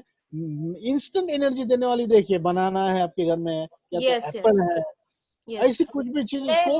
मैं बनाना ही देती हूँ उसे, तो हाँ, मैं लेकिन और जानना चाहती थी। रोज बनाना अगर दोगे तो भी वो थोड़ा सा बोर हो नहीं, जाएगा। रोज means alternate days kind of, या आप पीनट बटर आपके घर में होगा ना, पीनट बटर यस, लाके है दीजिए। है है, peanut butter best protein. Okay peanut butter चपाती को लगाओ, सुबह सुबह उसको एक दो चपाती, एक हाथ डेढ़ चपाती खिला दो, 10-15 मिनट आधा घंटा पहले। उसको ओके थोड़ा दूध दे दो, आपका बच्चा बिल्कुल टायर्ड नहीं होगा। और जो भी जिसको बॉडी को चाहिए वो एनर्जी खुद के खुद वो जो खाया हुआ फूड बनाएगी और यूज करेगी। नहीं तो फिर बॉडी के अंदर का कुछ ना कुछ ग्लूकोज बर्न होगा। फिर आप बोलोगे यार मेरा बच्चा वीक होता जा रहा है। वीक क्यों हो रहा है? कि हम लोग डाइट नहीं दे पा रहे हैं उसको। थैंक यू हाँ सर। बोलिए। ओके, थैंक सर यू, अभी बोलिए। ये वर्कआउट इंडोर हो रहा है, पूरा घर में हो रहा है, तो उसके लिए 2-3 क्वेश्चन थे मेरे। एक तो जनरली आई एम पाकिस फादर, वो शूज पहनना पसंद नहीं करती है घर के अंदर एक्सरसाइज के पहले, और उसमें कुछ जंपिंग एक्सरसाइज वगैरह है, तो उसमें मुझे थोड़ा डाउट होता है कि इंजुरीज होने का चांस है। शूज और से दूसरा शूज नहीं पहनने से। शूज पहनना चाहिए। क्यों मैं पहनाना चाहता हूँ शूज सर? कि अगर एग्जैक्टली, सो शूज इसलिए पहनाना चाहता हूँ मैं कि पहली चीज तो पोस्चर बनाने के लिए आपको शूज की बहुत जरूरी होती है। ठीक है, चलो वो ठीक है। लेकिन अगर आपके रबर कोटेड शूज है, जैसे कि मैंने बोला था टेनिस शूज, हाँ, जिसके नीचे का सोल जो है वो रबर का होना चाहिए, तो फिर कोई भी सरफेस पे वो फिसलता नहीं है, स्केट नहीं होता है, वो ग्रिप करता है। I think it is more psychological. घर के अंदर शूज नहीं पहनना है, वो शुरू से है, तो अभी वो उसको फॉलो करने में मुश्किल हो रहा है। तो आई थिंक वर्कआउट के टाइम अगर 1-2 बार ये रिमाइंड करेंगे तो I think that would be better. जरूर जरूर जरूर जरूर कराऊंगा, मैं जरूर बोलूंगा। अगर उनके पास कैनवेस शूज है तो जरूर पहनना है। अगर नीचे प्लास्टिक सोल्स है या तो फिर दूसरे कोई सोल है तो फिर मत पहनाओ, क्योंकि वो स्केट हो सकते हैं और बच्चों को इंजरी भी हो सकता है।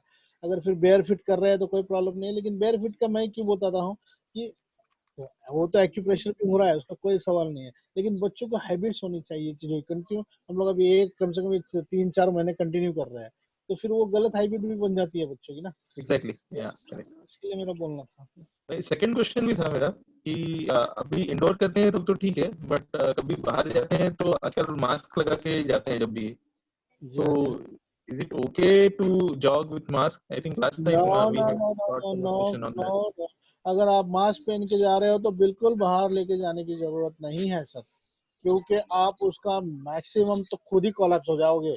क्योंकि मास्क जो बने हैं ये मिनिमम 5% to 10% एयर अंदर आता है वो मास्क से। जो 95 जो मास नंबर है, 95 का मतलब ये है कि इसके अंदर 95% एयर नहीं आएगी बाहर से। ओके। जो भी जर्म्स है 95% इंटर नहीं कर सकता है। इसका मतलब तो आपके किसी भी अगर फिजिकल एक्टिविटी में मास्क ना पहने।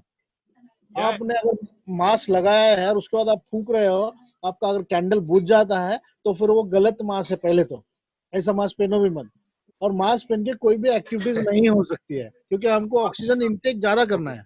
No, walk should not be done with the mask on. And secondly, you can use the terrace actually. Your society, your terrace. हाँ, if you have terrace, you can use terrace ना, that is the best way.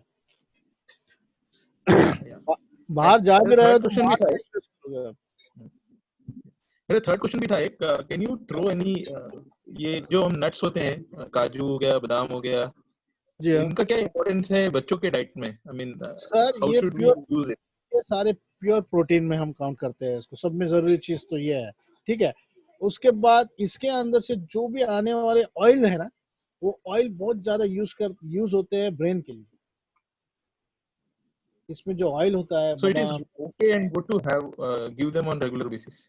हाँ regular basis पे। आप अगर ऐसा नहीं खा रहा है तो डायरेक्ट रॉ मत दीजिएगा, क्योंकि इससे हीट भी ज्यादा प्रोड्यूस होती है बॉडी में बच्चों के। जैसे कि बादाम आपने ऐसा ही दे दिया, काजू आपने ऐसा ही दे दिया, तो इससे बॉडी के अंदर हीट बहुत ज्यादा प्रोड्यूस होता है। तो उसको सब में जरूरी काम ये कीजिए कि रात में भिगाइए और सुबह दीजिए। ये बादाम तो सोख करके खाते, काजू नहीं खाते हैं। नहीं, आप काजू को भी डायरेक्ट मत देना। काजू को थोड़ा सा ये पीस लीजिए, उसको आटे में, जैसा कि आपका गेहूं का आटा आप पिसा रहे हो, तो गेहूं का आटा लाने के बाद काजू बादाम इसका बारीक ये बना लीजिए, पाउडर बना लीजिए, वो मिक्स करके उसमें चपाती में डाल के दे दीजिए। क्या होता है, नहीं तो फिर बादाम बहुत ज्यादा हीट बॉडी में प्रोड्यूस करता है और वो थोड़ा सा हार्मफुल भी होता है। बोलिए सर।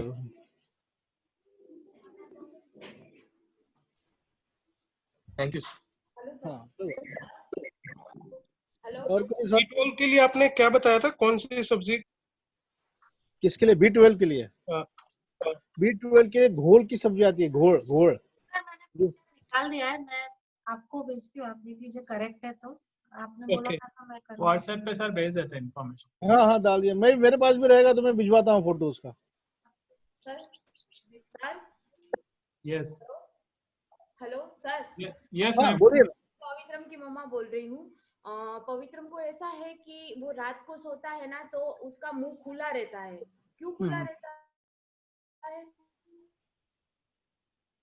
मैडम ये सारी चीजें इतना मैं इसके अंदर इफेक्टिव नहीं बोल सकता हूँ। मैं मतलब इतना ऐसा इफेक्टिव है क्या कि ऑक्सीजन का या एक्सरसाइज वो थकता नहीं है इसलिए हो रहा है कि वो नहीं, उसका मुंह खुलने की वजह मैं नहीं बता सकता हूँ। मेरी इसके अंदर की थोड़ी सी, इस लोगों से मैंने बातचीत बीच में की थी, उसकी वजह ये हो जाती है कि अगर उसके नोजल वगैरह ब्लॉक रहेंगे तो वो मुंह से ब्रीथिंग कर रहा होगा।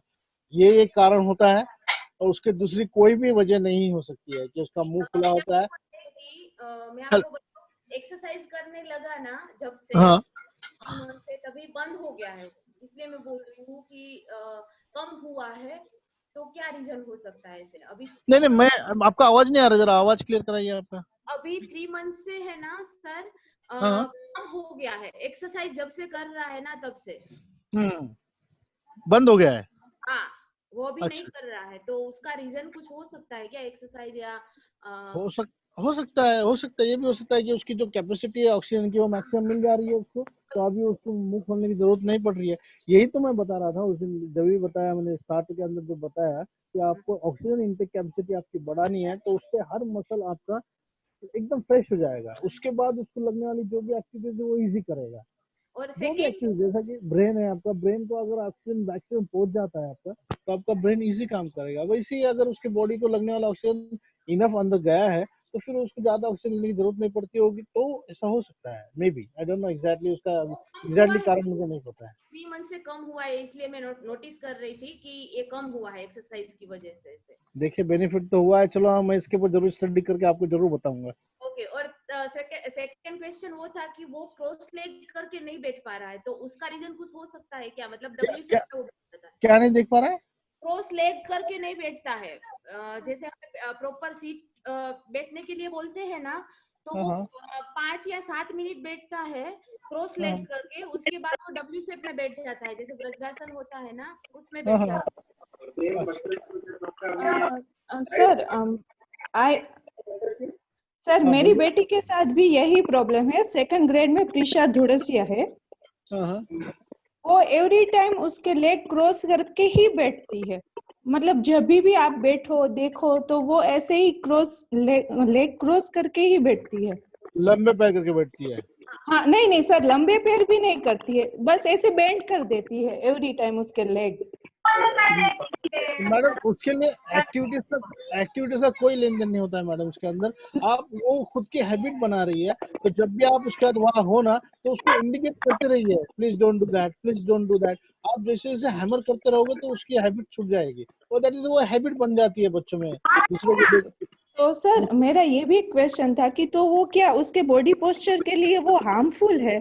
That is very much harmful, बहुत हार्मफुल है। अगर ये कंटिन्यू रहेगा तो आप मुझे बताइए, तो वो हार्मफुल तो होने वाला है ना। आप इसकी इसकी जो लिंक है उसको तोड़ो ना। आप अगर उसके, मैं ये बताना चाहता था सर से ही, मैंने कई बार यही बात पे बात किया कि पेरेंट्स को भी कंपलसरी करो at the time of moment कि वो वर्कआउट कर रहे हैं। क्या होता है क्योंकि सर उसका ये प्रॉब्लम इतना ज्यादा है कि मैं उसको डे में 50 to 25 टाइम्स रिपीट करती हूँ कि ऐसे मत करो, ऐसे मत करो, ऐसे मत बैठो, लेकिन वो वही सिंपल नॉर्मल पोस्चर रख के बैठती ही नहीं है। ऐसे पाओगे। अब मैं अभी ये मंडे के दिन मैं आपको देखता हूँ कैसे कर सकते हैं, मैं आपको बताता हूँ उसका कुछ ना कुछ। मैं ओके अभी वो सही ढंग से समझ नहीं पा रहा हूँ कि आप अगर मुझे उसका मेरे व्हाट्सएप पे एक फोटो भेज पाओगे, वो जो एक्टिविटीज करती है वैसे। ओके लेकिन सर वो क्या है कि मेरे मोबाइल की वजह से वो सुबह की असेंबली रेगुलर अटेंड नहीं करती है। मैं अपने से ही, हम साथ में एक्सरसाइज करते हैं रेगुलरली, तो अच्छा अच्छा वो एक्टिव है, बहुत एक्टिव है, लेकिन सिर्फ यही पोस्चर में ही। है आपने। प्रीशा धुड़सिया सेकंड ग्रेड में है अभी। ओके ओके ओके, ठीक है सर ठीक है ठीक है। सर हाँ हाँ बोलिए। पवित्रम को मैं बिठाती हूँ, देखो वो ऐसे नहीं बैठता है। बैठा है क्या? Ma'am, we will maybe you can send the picture or we will have a call with him. हाँ मैं देख रहा हूँ तो फोटो देख रहा हूँ। हाँ तो सर ऐसे नहीं बैठ पाती है। कैसे बैठ रही है, क्यों नहीं बैठ पाती है, इसलिए मुझे बताओ। नहीं मतलब बैठ पाती है सर, लेकिन उसका हैबिट ऐसा हो गया है ना कि मतलब हैबिट या पता नहीं क्या है, तो नहीं वो उसका ऐसे बस 5 मिनट्स बैठेंगे फिर अपनी नॉर्मल वापस बेंडिंग पोजीशन में आ जाएंगे। अरे समझ गया। अब तो नॉर्मल कैसे बैठती है वो, रेगुलर उसका हैबिट कौन सी हो चुकी है। हाँ बस वही सर, क्रॉस लेग करके बैठ जाते हैं। ऐसे बैठते हैं। ऐसे हाँ बस ऐसे ही बस कुछ ना मैडम कुछ मैडम तरीके से क्रॉस लेग, मतलब लेग ये क्रॉस ही रहते हैं। ओके ओके, ये हैबिट है, ये तो मेरी लड़की में भी था, ऐसा कुछ भी नहीं है। ये हैबिट की वजह ये है कि बचपन से हम लोग उनको जब भी खाना वाना खिलाते हैं तो ये उनकी बचपन से आदत हो जाती है। तो आप उसको कोई भी इतना सीरियस लेने की जरूरत नहीं है। जब ये बैठ रहा है ना तो आप एक काम कीजिए, पीछे उसके पिलो रख दीजिए। जब वो बैठ रहा है, पिलो है ना, पिलो घर में पिलो होगा ना। या सर। हाँ, जब भी बैठ रहा है तो पिलो पे बिठाइए उसको। ओके ओके आप देखिए पिलो पे बिठाइए, मुझे लगता है उसके क्वेश्चन ये प्रॉब्लम सॉल्व हो जाएगा। Okay sir, we will try. हाँ आप ट्राई कीजिए जरूर, 100% जाएगा। Thank you sir. मैम आजकल बहुत सारे बच्चों का यही है कि they are not sitting right, actually सबको सपोर्ट चाहिए, they are not sitting without support at all, we have to without support बैठना चाहिए। इसलिए मैंने बोला कि ये होता है क्या। देखिए मैडम, आप पोस्चर की बात कर रहे हैं ना, कुछ जगह पे के अंदर लोअर लिम जो होता है, लोअर लिम किसका, इसका छोटा होता है और अपर लिम बड़ा होता है। आपका मैं बहुत साइंटिफिक नहीं जाऊंगा, आप बोलोगे सर किधर ले जा रहे हैं आपको। लोअर लिम और अपर लिम में छोटा बड़ा होने की वजह से ये होता है प्रॉब्लम। कोई आप टेंशन लेने की जरूरत नहीं है। जैसे जैसे वो बड़ा बढ़ता जाएगा उसका पोस्चर सीधा होता जाएगा, ये हो जाएगा, सीधा होने वाला काम है, इतना कोई हार्ड नहीं है, ये कोई बहुत बड़ी डेफिशिएंसी नहीं है। और बोलिए मैडम। हाँ हेलो हाँ सर, एक जस्ट पूछना एक्चुअली, मेरा बच्चा, उसको कोई भी एक्टिविटी करना रहे, इवन स्टडी भी करनी रहे, तो उसको कुछ ना कुछ हाथ में चाहिए ही चाहिए। मतलब not only study, even if he is sitting idle, उसको हाथ में कुछ ना कुछ चाहिए, मतलब वो बोलते हैं कि अदरवाइज वो कंसंट्रेट नहीं कर पाता है। तो गेटिंग मतलब पेंसिल रहती है, पेन रहता है, कुछ ना कुछ उसके साथ खेलते रहना है। तो समझ में नहीं आते कैसे डील करे, मतलब अब देखो, उसके लिए भी तो ठीक है ना, उसके हाथ में कुछ ऐसी चीज दे दो ना, जो जैसे अब ये फुटबॉल खेल रहा है, सपोज अब एक्टिविटीज कर रहा है, तो उसके हाथ में एक बॉल दे दो, और उसको देखिए, मैं आपका जो गलत चीज हो रही है उसका बेनिफिट भी तो लिया जा सकता है। उसके दोनों हाथ में एक एक बॉल दे दीजिए, उसको बोलना है काम प्रेस करते रहो, वर्कआउट कर रहे हो ना, ये करते करते आपके जो स्माइली बॉल आते हैं ना येलो कलर के, हेलो, यस यस तो यस स्माइली यस नहीं है, ऐसा स्माइल किया हुआ बच्चा है, उसके ऊपर येलो कलर का बॉल आता है स्पंज के, यस यस वैसे दो बॉल लाइए, दोनों हाथ में दे दीजिए उसके, और उसको बोलना जब भी वर्कआउट कर रहा है you have to press it, automatic हाथ की स्ट्रेंथ भी डेवलप हो जाएगी, और जैसे दुखने लगेगा तो बॉल को छोड़ देगा। ठीक है सर, आप ट्राई समझ, करते हैं। आज श्योर, मैं आपको लिख के दे दूंगा, 100% छोड़ देगा वो, उसको ऐसी चीज दो। Also this point on this is these guys are multiple intelligence.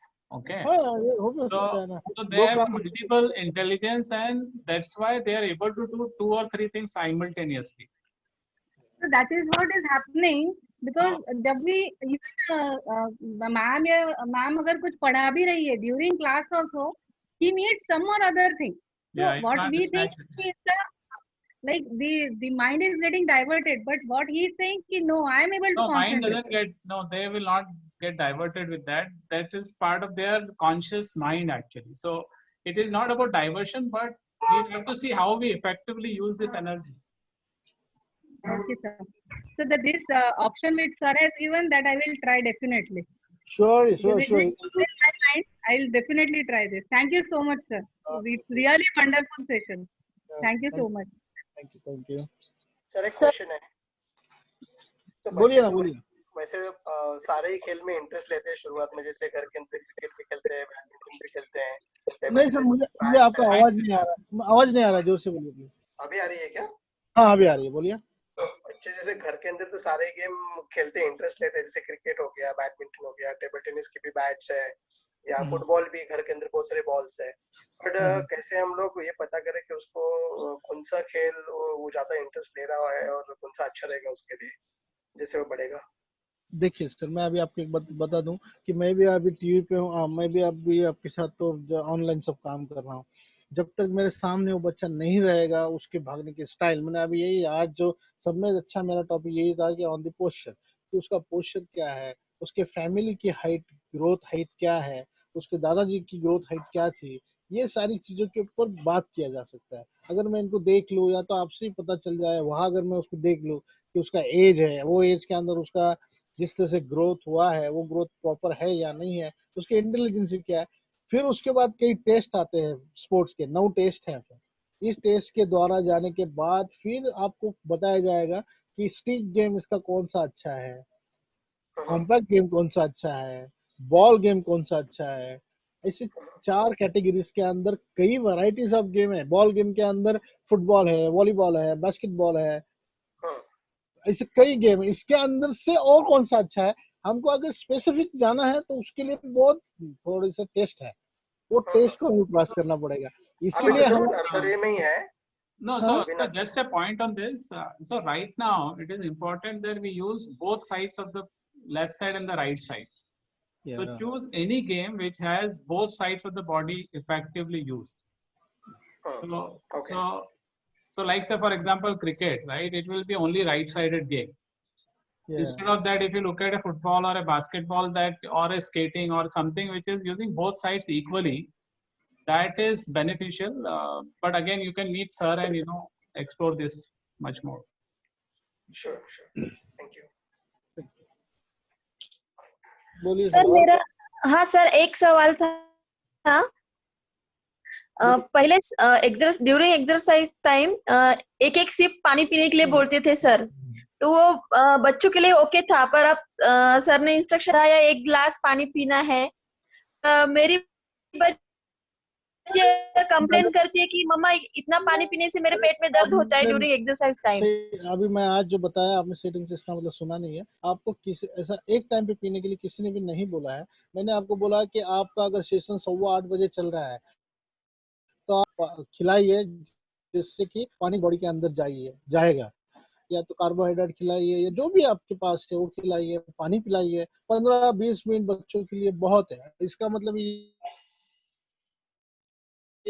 नहीं, आधा ग्लास पानी तो पिला सकते हो आप। आधा ग्लास है ना 100 ml हो गया, right? 100 ml before the workout पिलाइए। जैसे वर्कआउट चालू हो जाता है 15 मिनट के बाद फिर एक 50 ml पिलाइए। 50 ml से 50 ml के आसपास पिलाइए। फिर एक 15 मिनट के बाद वापस 50 ml पिलाइए। देखिए आपका 250 ml तो ऐसे ही पेट में पानी चला गया। हमने बताया कि आपको मिनिमम 1 लीटर पानी पीना है विद द एक्टिविटीज। ये होने के बाद आप उसको, जब आपका वर्कआउट खत्म हो जाता है तो उसके बाद आपकी स्टडीज चालू होती है ऑनलाइन। बाजू में बोतल रख दो, उसके अंदर कुछ तो मिनरल डाल दो, उसको बोलना है ये पानी खत्म करो, उसके बाद ब्रेकफास्ट करेगा। देखिए बच्चा पानी पी लेगा। और आपका बच्चा जब पानी पिएगा, 1 लीटर पानी पिएगा, उस दिन आप उसको देखोगे कि वो कितना एक्टिव है। आपको लगेगा वो बहुत एक्टिव है आज। क्यों लगेगा ऐसा? क्योंकि पानी का इंटेक ज्यादा होने की वजह से हर चीज फ्रेश होता है। क्योंकि ब्लड सर्कुलेशन अच्छा रहेगा तो बच्चा काम भी अच्छा करेगा बॉडी के अंदर। अब रात को सो जाता है, देखिए मैं आपको, आपने क्वेश्चन किया है तो मैं आपको आंसर बताता हूँ कि रात में वो सो गया, सोने के बाद ब्रीथिंग लेवल उसकी देखिए क्या पल्स रेट चलते हैं। कभी देखिए मैडम, मैं आपको ये बात क्यों बार बार दोहराता रहता हूँ कि आप लोगों ने इसको चेक जरूर करना है। इतना फास्ट ब्रीथिंग चल रहा है, वो इतना ऑक्सीजन अंदर ले रहा है, ब्लड भाग रहा है, भाग रहा है, भाग रहा है। ब्लड कितनी बार गर्म होके उसको स्वेटिंग आता है। देखिए आप बच्चा ठंडी में भी अगर आप उसको उड़ा दोगे ना तो उसके सर में पसीना आ जाता है। आता है नहीं? हाँ आता है। तो क्यों आ रहा है? पसीना आ रहा है मतलब पानी बाहर निकल रहा है उसके बॉडी से। हाँ सर में पसीना आपको क्यों लगता है? क्योंकि वहां बाल है, थिक बाल है, इसलिए पसीना इवेल्यूट नहीं हो पाया है। जहां पर बाल नहीं है वहां का पसीना कहाँ चला गया? वो तो हवा में उड़ गया है ना, वो दिख नहीं रहा है आपको। तो सोचिए उसने उसके बॉडी में कितना पानी वेस्ट कर दिया। सुबह उठने के बाद उसको वीकनेस आएगा, फिर स्टडी में कैसा मूड लगेगा उसका। उसके बाद हम लोग उसको दौड़ा रहे हैं, ठीक है? तो आपको आपके बच्चे की यही फिक्र करना है। मेरी बात को 100% आप लिख लीजिए, यही कीजिए तो आपके बच्चे का फायदा ही होगा, लॉस नहीं होगा। मैं आपके बच्चों का फायदा करने के लिए यहाँ बैठा हूँ। मैं ये बात बोलता इसलिए कि आपके बच्चे हैं लेकिन मेरे भी वो बच्चे ही है। ये सोच के मैं आपको बताता हूँ कि आप आपके बच्चों को सुबह उठने के बाद 1 गिलास पानी पिलाइए। सुबह उठते ही पानी पिलाइए। वो पानी पीने के बाद जब ब्रेकफास्ट के लिए आ रहा है जब भी पानी पिलाइए। देखिए आपका बच्चा कितना फ्रेश रहेगा। वर्कआउट के पहले आधा घंटा पहले 1 गिलास पानी पिला दीजिए, वो डाइजेस्ट हो जाता है। वर्कआउट के टाइम पे वो पानी यूज हो जाएगा, बाहर इवेल्यूट हो जाएगा। 15-15 मिनट में फिर थोड़ा थोड़ा पानी पिलाइए। पूरा सेशन में मुझे बताइए, मुझे नहीं लगता है, मैं तो आपको सब लोगों को चैलेंज करता हूँ कि कोई भी पेरेंट ये करता होगा जो मैं बोल रहा हूँ। फिर आप कंप्लेन करते हैं कि मेरा बच्चा सो नहीं रहा है, मेरा बच्चा ये प्रॉब्लम है। आप मुझे बताइए, आपका स्टार्ट हो गया, वर्कआउट स्टार्ट होता है सुबह, उसके बाद ऑनलाइन आप बैठ जाते हो टीवी के इसके सामने, स्क्रीन के सामने, बच्चे के बाजू में बॉटल रखा है आपने पानी का? सही में बताइए, ईमानदार से आप दिल पे हाथ रखिए। हर पेरेंट्स को मेरा एक क्वेश्चन है कि आप अपने बच्चे के बाजू में पानी का बॉटल रखते हैं क्या? मुझे नहीं रखते लगता। हैं अभी। वाटर ब्रेक रखा है ना सर ने, तो रखते हैं अभी। नहीं, हम तो एक्टिविटीज की बात कर रहे हो, मैं विदाउट एक्टिविटीज वाली बात कर रहा हूँ। जब आपका अभी क्या एजुकेशन किया है सर, अभी एकेडमिक सेशन में 20 मिनट्स पे वाटर ब्रेक कंपलसरी कर दिया है सभी जगह। नहीं सर, मैं इनकी ये बात बोल रहा हूँ। मुझे इनको अवेयरनेस इसलिए दिलाना है कि ऑनलाइन भी बच्चा पढ़ाई कर रहा है, जब पढ़ाई के टीचर्स पढ़ा रहे हैं तब भी इन्होंने हर ब्रेक के बाद पानी पीना है सर।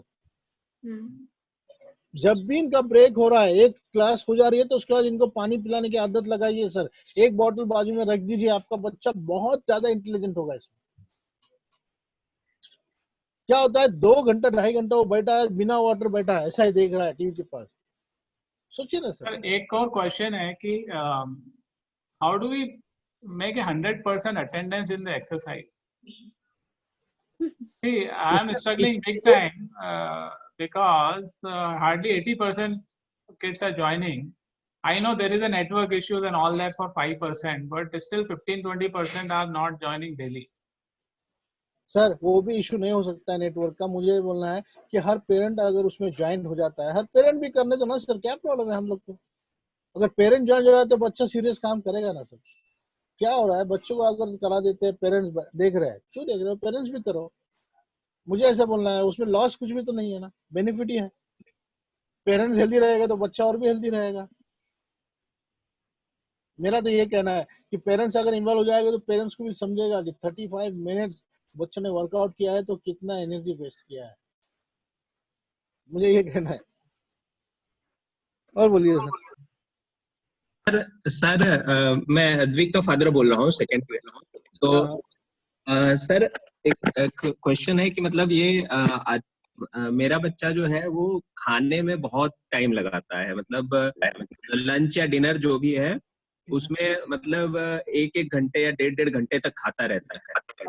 आप टीवी बंद करवा दो ना सर उसको खाने के टाइम पे। टीवी सर इवनिंग में तो नहीं चलता है, दिन में चलता है। दिन में मतलब लेकिन वही है कि मतलब फिर भी अगर जो खाना ऐसे है तो रोटी खा लेगा या राइस ही राइस खा लेगा, और इसके बाद दाल रखी रहेगी, और फिर वो मतलब ऐसा होगा कि 1 घंटे तक या 1.5 घंटे तक वैसे ही मतलब उठाता ही नहीं है। सर आपका जो प्रॉब्लम था ना, ये मेरे घर में भी प्रॉब्लम था। मैंने सब में पहला प्रॉब्लम ये सॉल्व किया है कि जब भी खाना खा रहे हैं तो हम लोग पूरा ग्रुप में बैठते हैं, मम्मी डैडी मैं मेरी बीवी मेरे बच्चे, हम लोग साथ में बैठ के खाते हैं। और उसका एक ड्यूरेशन है कि जो लास्ट उठेगा वो पेनलाइज होगा। ओके कीजिए ना, एक स्पोर्टिव मोमेंट लाइए घर के अंदर सर, एक स्पोर्टिव मोमेंट लाइए कि जो फर्स्ट खाएगा उसको एक चॉकलेट या तो जो भी आपको देना है खुशी से कि आप ये तो मैं आपको ये दूंगा। देखिए आपको वो छोटा है, वो चंचल पूछने वाले में हर टाइम में फर्स्ट आएगा। कोशिश कीजिए ना सर ये। ठीक। और बोलिए सर। सो खाने का सर एक और एक्सपीरियंस ये भी है कि सर अगर वो एक्सरसाइज बराबर नहीं कर रहे हैं तो वो खाना इंटेक होता ही नहीं है।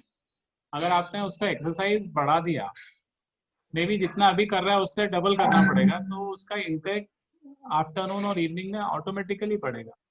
मैंने इसलिए तो बोला ना सर, सिर्फ सुबह का ही सेशन हम लोग 2 ले रहे हैं तभी बच्चे कर रहे हैं, तो ये सही नहीं है। ये जो हम लोग 2 ले रहे हैं, दिस इज अ मोमेंट्स कि हम लोग इतना ही ले सकते हैं। अगर घर पे ये सुबह शाम सुबह रोज अगर मंडे टू संडे अगर ये लोग रेगुलर करेंगे क्या फर्क पड़ता है। सुबह एक बार शाम में भी करना चाहिए। आप बता रहे थे ना जैसे स्टेयर्स चढ़ना, और सो बाकी के क्या क्या अल्टरनेटिव एक्सरसाइज ये लोग घर पे करा सकते हैं बच्चों को। देखिए सर, मैंने अभी एग्जांपल के लिए आपको बताया भी कि आपने घर के अंदर कौन लाके कराइए। अदरवाइज कुछ नहीं होता है तो आपके हर बिल्डिंग को स्टेयर्स है, ठीक है। आपने हर बिल्डिंग के 10 की तो एक स्टेयर्स होती है, ऐसे 3 स्टेयर्स चॉइस कर लिए, 30 काउंट कर तो 1 2 3 4 स्टेयर्स उनको दौड़ाइए, फिर ऊपर ले जाके खड़ा कर दीजिए, फिर उसको नीचे भेजिए वापस, देन अगेन 30 काउंट से उसको ऊपर बुलाइए। ऐसे एक रेपिटेशन के बाद 1 मिनट रेस्ट दीजिए, ऐसे 5 रेपिटेशन कराइए, एक सेट बनाइए। एक सेट के बाद मिनिमम एक 5 से 10 मिनट तक उसको रेस्ट दीजिए।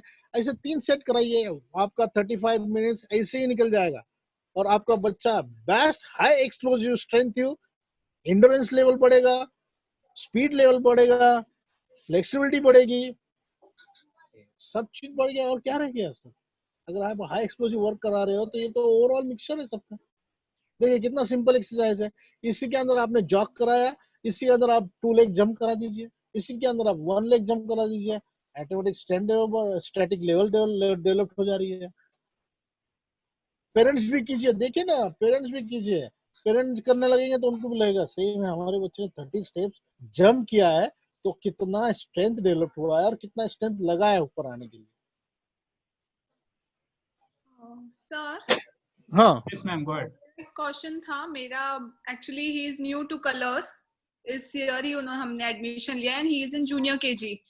तो उसको बिल्कुल भी इंटरेस्ट नहीं है एक्सरसाइज में। उसने अभी एक भी क्लास अटेंड नहीं किया, no dance. It's like dance में भी वार्म अप रहता है तो he is not interested, he says नहीं एक्सरसाइज आई वोंट डू। कोई बात नहीं है ना मैडम। आप एक बात तो मैं आपको बताता हूँ ना, ये तो मेरी जिंदगी इसी में चली गई मैडम। आप मेरे पास कुछ बच्चे ऐसे हम लोग लाते थे ना, जो बच्चे आते हैं, जब वो बच्चों को आपने कुछ भी मत कीजिए, उसको स्क्रीन के पास बैठा तो सकते हैं आप, उसको कुछ मत कराइए, सिर्फ उसको लेकर आप स्क्रीन के पास बैठिए। वो ज्वाइन कैसे नहीं होगा, आप जरूर होगा। एक बार उसको देखने दीजिए, करने दीजिए, एक बार देखने दीजिए, देखते रहो, कितना दिन देखेगा। जैसे कि मेरे पास कुछ बच्चे इतने शर्मीले थे, जो कि हमारे पास कलर्स में भी थे। और मैं जहाँ मेरे एकेडमी चलाता हूँ, वो पेरेंट्स को सिर्फ पेरेंट्स ही ढूंढते रहते थे कि मेरे पेरेंट्स कहाँ है, रोते थे दिन पूरा एक एक 2 3 3 सेशन चला जाता था, रोते रहते थे। मैं क्या करता था, उनको लेके ग्राउंड पे खड़ा हो जाता था, आप रो, कोई प्रॉब्लम नहीं, खड़े रहो, देखो क्या कर रहे हैं। वो 1 दिन रोता था, 2 दिन रोता था, 3 दिन, चौथे दिन वो भी करने लग जाता था धीमे धीमे। एक वक्त ऐसा आता था कि उसको मुझे रोकना पड़ता था। आपके साथ भी ऐसा ही होगा। वो बच्चा है, उसको कुछ मालूम नहीं है, उसके साथ आप बैठो, उसको देखने दो, आप कीजिए, कुछ नहीं। वो नहीं कर रहा है ना, तो आप करो ना। आपका जैसे करने लगे ना, तो माँ बाप वो तो रिएक्ट करते हैं। माँ बाप जो कर रहे हैं उसको फॉलो जरूर करते हैं। बोलिए मैडम। और okay, thank you sir. Okay sir, आप कुछ बोल रहे थे? नो सर, मैं यही बोला था जो आपने लास्ट टाइम बोली ना, wherever in CIE also ma'am, wherever I see the family is doing it, I see 100% attendance. हाँ सही बात है। फिर जैसे कि फैमिली करने लग जाए तो ऑटोमेटिक सब करने लग जाते हैं सर। बच्चों को तो वही चाहिए ना। True sir, you are right. नहीं तो क्या होता है मालूम है, उनको क्या लगता है कि ये हमको पेनलाइज कर रहे हैं, ये नहीं कर रहे हैं, हमको करा रहे हैं। तो उनको लगता है ये हमारे साथ, तो ये तो हमको पेनलाइज कर रहे हैं, ये बैठे और हम लोग कर रहे हैं। आप उनके साथ कीजिए ना, खड़े रह जाइए 2 मिनट के लिए। वो एक्टिविटीज कर रहा है, आप भी कीजिए, उसको बताइए, उसके साथ कीजिए। देखिए आप बाद में वो कोच बन जाएगा, आपको वो टीच करने लग जाएगा, इतना इंटरेस्ट आ जाएगा उसमें। और कोई है? Hello sir. हाँ सर मेरी बेटी जो है वो 12 साल की है अभी। उसकी हाइट काफी अच्छी है, बट वो हमेशा स्लाउच होके के बैठती है, यानी जब बैठती है तो पूरा झुक के बैठती है। कौन? मेरी बेटी, बड़ी वाली बेटी। नाम बोलिए ना। अच्छा, वो स्कूल में नहीं है, कलर में नहीं है? जी नहीं, मेरी छोटी बेटी कलर्स में है, हिंदवी। अच्छा, हिंदवी। हाँ। हाँ, मेरी बड़ी बेटी के लिए मैं पूछ रही हूँ आपसे। वो 12 ईयर। सर कोई योगा स्पोर्ट्स पहले जाती थी, अभी योगा क्लास करती है। पहले क्या स्पोर्ट्स करती थी? बास्केटबॉल। ओके, हाइट अच्छी है उसकी? हाँ जी। हाइट अच्छी है उसकी? हाँ जी, हाइट अच्छी है। अच्छा, तो आप उसको अभी क्या एक्टिविटीज करा रहे हैं जो ये बच्चे करते हैं, उनके साथ करती है क्या ये? नहीं सर, उसकी योगा क्लास है अपनी शाम में। योगा क्लासेस करती है क्या? जी हाँ। अच्छा, तो मेरा ये कहना है कि अगर वो एक्टिविटीज, कुछ भी एक्टिविटीज कर रही है, तो वो हाई एक्सप्रेस में कराइए ना उसको। बैठना ये एक पोस्चर है मैडम। मैंने आपको बताया अभी भी कि अभी उसके पास 2 साल है, अभी भी उसके 2 साल के अंदर उसके अंदर बहुत सारी चीजें इम्प्रूव हो सकती है। लेकिन जब तक मैं उसको अगर देख ना सकूं, मैं अगर उसको देखूंगा तो मैं आपको जरूर कुछ ना कुछ का बता पाऊंगा। अगर वो किस तरह से दौड़ रही है, या तो उसका पोस्चर कैसा है, एग्जैक्टली वो क्या है, ऐसा अगर मैं देखूंगा, तो वो अगर कुछ ना कुछ रहेगा तभी तो मैं आपको बता पाऊंगा। ऐसे नहीं बता पाऊंगा मैडम। जैसे कि आप जो बोल रहे हो ना कि वो ऐसी बैठ रही है, तो आप थोड़ा सा उसके अंदर, मैंने बताया कि अगर वो बहुत झुक के बैठ रही है, तो उसको थोड़ा सा नीचे से कुछ ना कुछ जिस पे बिठा दीजिए। सामने की जैसे पैर मांडी तल के बैठ रही है ना, तो मांडी के नीचे कुछ ना कुछ ऐसी चीज रख दीजिए कि उसकी जो सीजी है वो थोड़ी सी अनबैलेंस हो जाए, तो सीधी हो जाएगी। जैसे अगर आगे वाकी है तो आगे कुछ लगा दीजिए तो सीधी हो जाएगी। ऐसे जिसके पिलो आता है, जैसे कि मैंने एक बच्चे को बताया कि वो उसको पिलो पे बिठाइए, ऑटोमेटिक उसके जो पैर है वो फोल्ड होने लग जाएंगे, जैसे कि हम लोग पद्मासन डालते हैं। आप भी डलवाइए उसके साथ। ठीक है, thank you sir. Thank you everyone. Thank you parents. Any other question? Last question.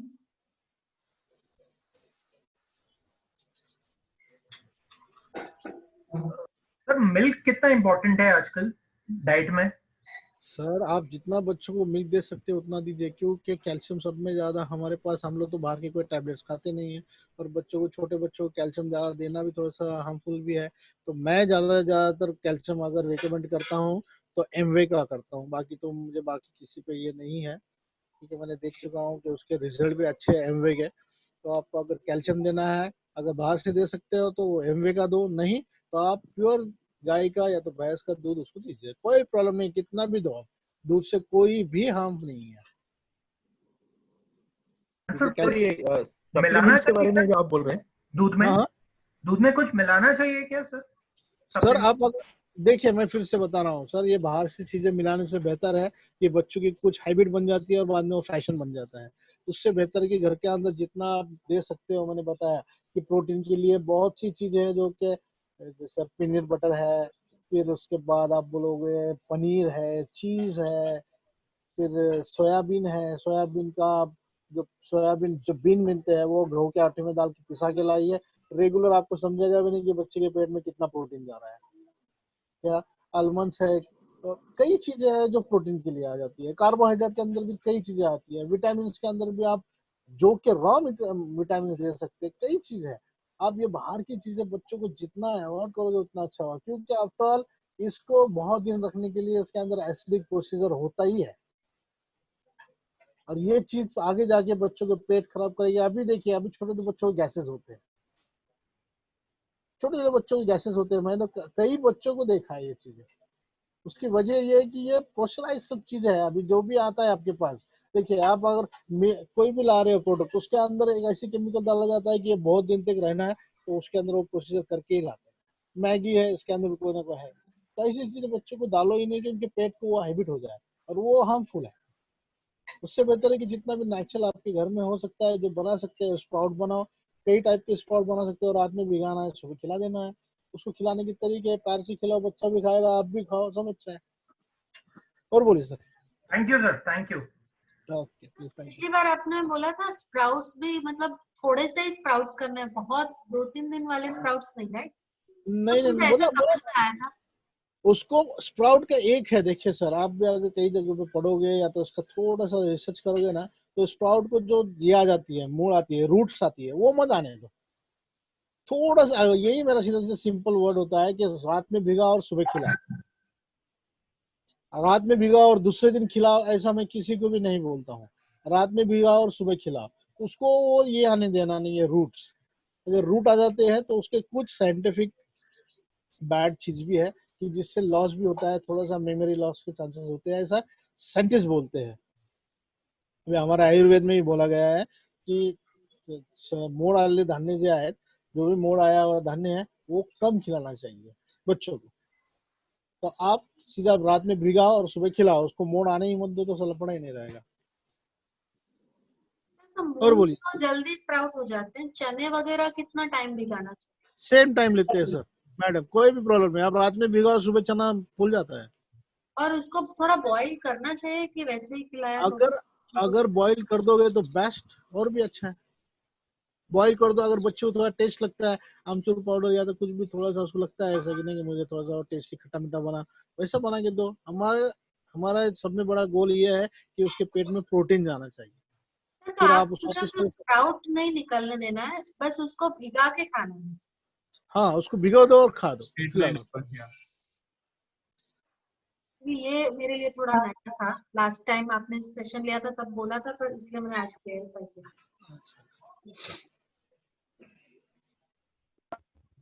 Sir, can I ask one last question from my side? हाँ बोलिए। Sir, soya chunk जो होते हैं वो daily intake is okay for kids or not? Because मेरे husband वो Twitter and all follow करते हैं, तो he eats soya chunk both the time. तो हम भी वैसे ही खा रहे हैं along with soya chunk. क्या मांग रहे हो, क्या बोल रहे हो आप? Soya chunks. सोया बोलिए। हाँ तो सर वो daily intake will it be okay for the kids? देखिए सर, मैंने जितना भी अभी तक मैं जो प्रोडक्ट यूज करता हूँ, मोस्ट ऑफ जो कि एमवे का प्रोडक्ट आता है जिसकी सोया से ही बनता है। कुछ लोगों का कहना ऐसा भी है कि सोया बहुत ज्यादा अगर इंटेक होता है तो थोड़ा सा लॉस करता है, लेकिन अगर आप उसको लिमिट में ले रहे हैं तो हर दुनिया में हर कोई चीज है, आप बहुत ज्यादा खाओगे तो उसका लॉस होता ही है। थोड़ा बहुत तो उसके साइड इफेक्ट आते हैं, लेकिन मैं आपको फिर से बता रहा हूँ कि उसकी एक मर्यादा रखो कि बॉडी के लिए मिनिमम प्रोटीन मिनिमम 80 ग्राम लगती है। हमारी वेस्टेज बॉडी जो करती है, जो हमारा बॉडी वेस्ट करता है, वो 80 ग्राम के आसपास प्रोटीन, 60 ग्राम के आसपास प्रोटीन वेस्ट करता है। जैसे कि स्किन, ये बाल, ये नाखून, बहुत सारी चीजें हैं जो कि ये सब निकलती है बॉडी से, ठीक है, जो कि मसल से टिश्यूज मरते हैं, ये बाहर से बन के निकलते रहते हैं। तो इसका रिफिल होने के लिए हम लोग को प्रोटीन खाना जरूरी होता है। तो फिर आप सोया खा रहे हो तो उसके बेहतर है कि एक खाओ, कभी एग खा लो, कभी सोयाबीन खा लो, कभी कुछ ऐसे प्रोटीन के अंदर वैरायटीज खाइए ना। आप एक ही चीज को ऐसे हैबिट मत बना दो, उसको कई वैरायटीज में खा सकते हैं आप। सोया को भी खाना है तो आप आज सोयाबीन खा लिया, दूसरे दिन एग खा लो, तीसरे दिन आप एक आधा चीज खा लो, चौथे दिन पनीर पीस खा लो, पांचवें दिन कुछ चारों पांचों का मिला के कुछ चीज खा लो। ऐसा कुछ चीज करते रहोगे तो और भी बेनिफिट रहेगा। और कुछ मैडम?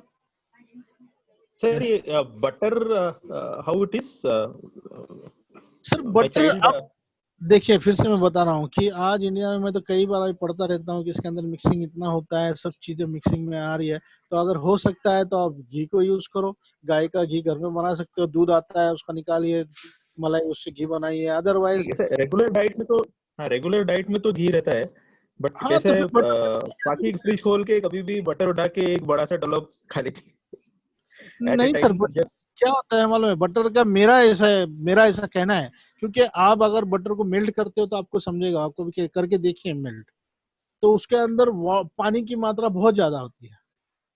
देखा है आपने, कभी मेल्ट किया है? वो ऑयल होने के लिए कम से कम ऑयल होने के लिए 15 मिनट लगा देता है वो। बटर डालते ही मेल्ट हो जाना चाहिए, है। लेकिन अभी के बटर जितने आते हैं थोड़े से उसके अंदर बहुत सी चीजें उसके अंदर मिक्सिंग आती है। तो मेरा ये सीधा सीधा, क्योंकि मैं देखा हूँ, मैं हम लोग यूज करते हैं, क्योंकि हम लोग जब एथलीट का, जो भी हमारे एथलीट इंटरनेशनल एथलीट है, इन लोगों को मोस्ट ऑफ हम लोग बटर बहुत कम देते हैं। उसको हम लोग ये देते हैं, जैसा आपने क्या बोलते हैं उसको, लोनी, आपको पता है? लोनी घी बनाने से पहले जो बनाते हैं फ्रेश, वो एक तो देते हैं हम, या तो फिर सीधा सीधा घी देते हैं। ये सारी चीजें बेनिफिट होती है, लेकिन ये स्टोरेज करने में कुछ हार्मफुल इफेक्ट नहीं है। हार्मफुल तो नहीं है, बटर लेकिन का कुछ हार्मफुल इफेक्ट नहीं है ना? नहीं सर, ऐसा कुछ भी नहीं, उसमें तो फैट की मात्रा ज्यादा ही है, फैट की मात्रा बहुत ज्यादा है उसके अंदर। तो उससे बेहतर है कि आप गाय का घी अगर यूज करते हो तो बाकी सारी चीजों का तो वो तो बेस्ट सॉल्यूशन है सब में। लोनी मतलब वो जो घर में बटर बनाया वही ना? घर का बटर बोल रहे हो ना आप सब? हाँ, घर का बटर जो कि स्टोर नहीं करते हम लोग, उससे उसको मेल्ट करने के बाद देखिए घी बन जाएगा पूरा। हाँ, और तो प्योर घर का रहेगा। बटर खिला सकते हो, या तो बाहर की व्हाइट बटर मिलता है जो कि डेयरी वाले बेचते हैं कई बार। इफ यू नो कि दिस प्लेस इज गुड, आप वहां से। अभी कुछ चीजें हैं जो कि नहीं, हम तो सब प्रूव नहीं कर सकते, लेकिन मोस्ट ऑफ मैंने देखी है, वो खाने के बाद डाइजेशन सिस्टम भी खराब हो जाता है मोस्ट ऑफ, मैंने देखा है ये चीज। इसलिए हम लोग हमारे घर का ये सब चीज बनाते हैं और बच्चों को भी खिलाते हैं। Thank you, sir. It's pleasure to have you with us today, and we heard lot of good things. बहुत ही बढ़िया सेशन दिया सर। ये सर हाँ भाई, बढ़िया। आप लोग होते हो तो मेरा हर सेशन बढ़िया हो जाता है मैडम। आप लोगों के साथ रहूंगा तो फिर क्या है। Thank you sir. मेरा आपकी मानता है, आप ऐसे बोल रहे हो। सर यू आर नहीं सर, नहीं सही बता रहा हूँ कि आप इतना अप्रिशिएट करते हैं हर किसी की, हर चीज को, वो सुन के और भी अच्छा लगता है कि आपके साथ और भी ज्यादा टाइम गुजारे। एक्सपीरियंस इतना वैल्यूएबल है sir. Everybody whoever hears you, they will at least learn lot of things actually. नहीं सर, मुझे क्या अच्छा लगता है मालूम है, अब ये important when we implement this stuff, very important, and especially for the children at the early age, if we can implement it, becomes a life parents को हम जितना अवेयरनेस देंगे। सॉरी, ये बच्चों से ज्यादा मुझे पेरेंट्स में बहुत ज्यादा इंटरेस्ट होता है, क्योंकि पेरेंट्स अगर एकदम परफेक्ट बन जाते हैं ना, तो हमारे बच्चे, आने वाली जो पीढ़ी है हमारी, ये बहुत अच्छी स्पोर्टिव बनेगी। नहीं क्या होता है, जैसे कि हमारे पेरेंट्स को कुछ भी पता नहीं था ये सारी चीजों का। आज के पेरेंट्स इतने अच्छे हैं कि देखिए मेरे साथ 45-50 मेरे ख्याल से कितना मिनट हो गया मुझे पता नहीं है, अब नियर अबाउट 1.5 घंटे के आसपास हो गया, इतना ये पेरेंट्स ने मेरे साथ कोऑपरेट किया और मेरे साथ बात कर रहे हैं लोग। ऐसे पेरेंट्स बहुत कम मिलते हैं सर, और इस वक्त ये पेरेंट्स है तो मुझे ऐसा लगता है कि इनके साथ और भी मैं ज्यादा क्लोज होकर इन बच्चों को, इनके पेरेंट्स को ज्यादा मैं बना दूं, कि पेरेंट्स अगर स्पोर्टिव बन जाएंगे तो बच्चे ऑटोमेटिक बन जाएंगे।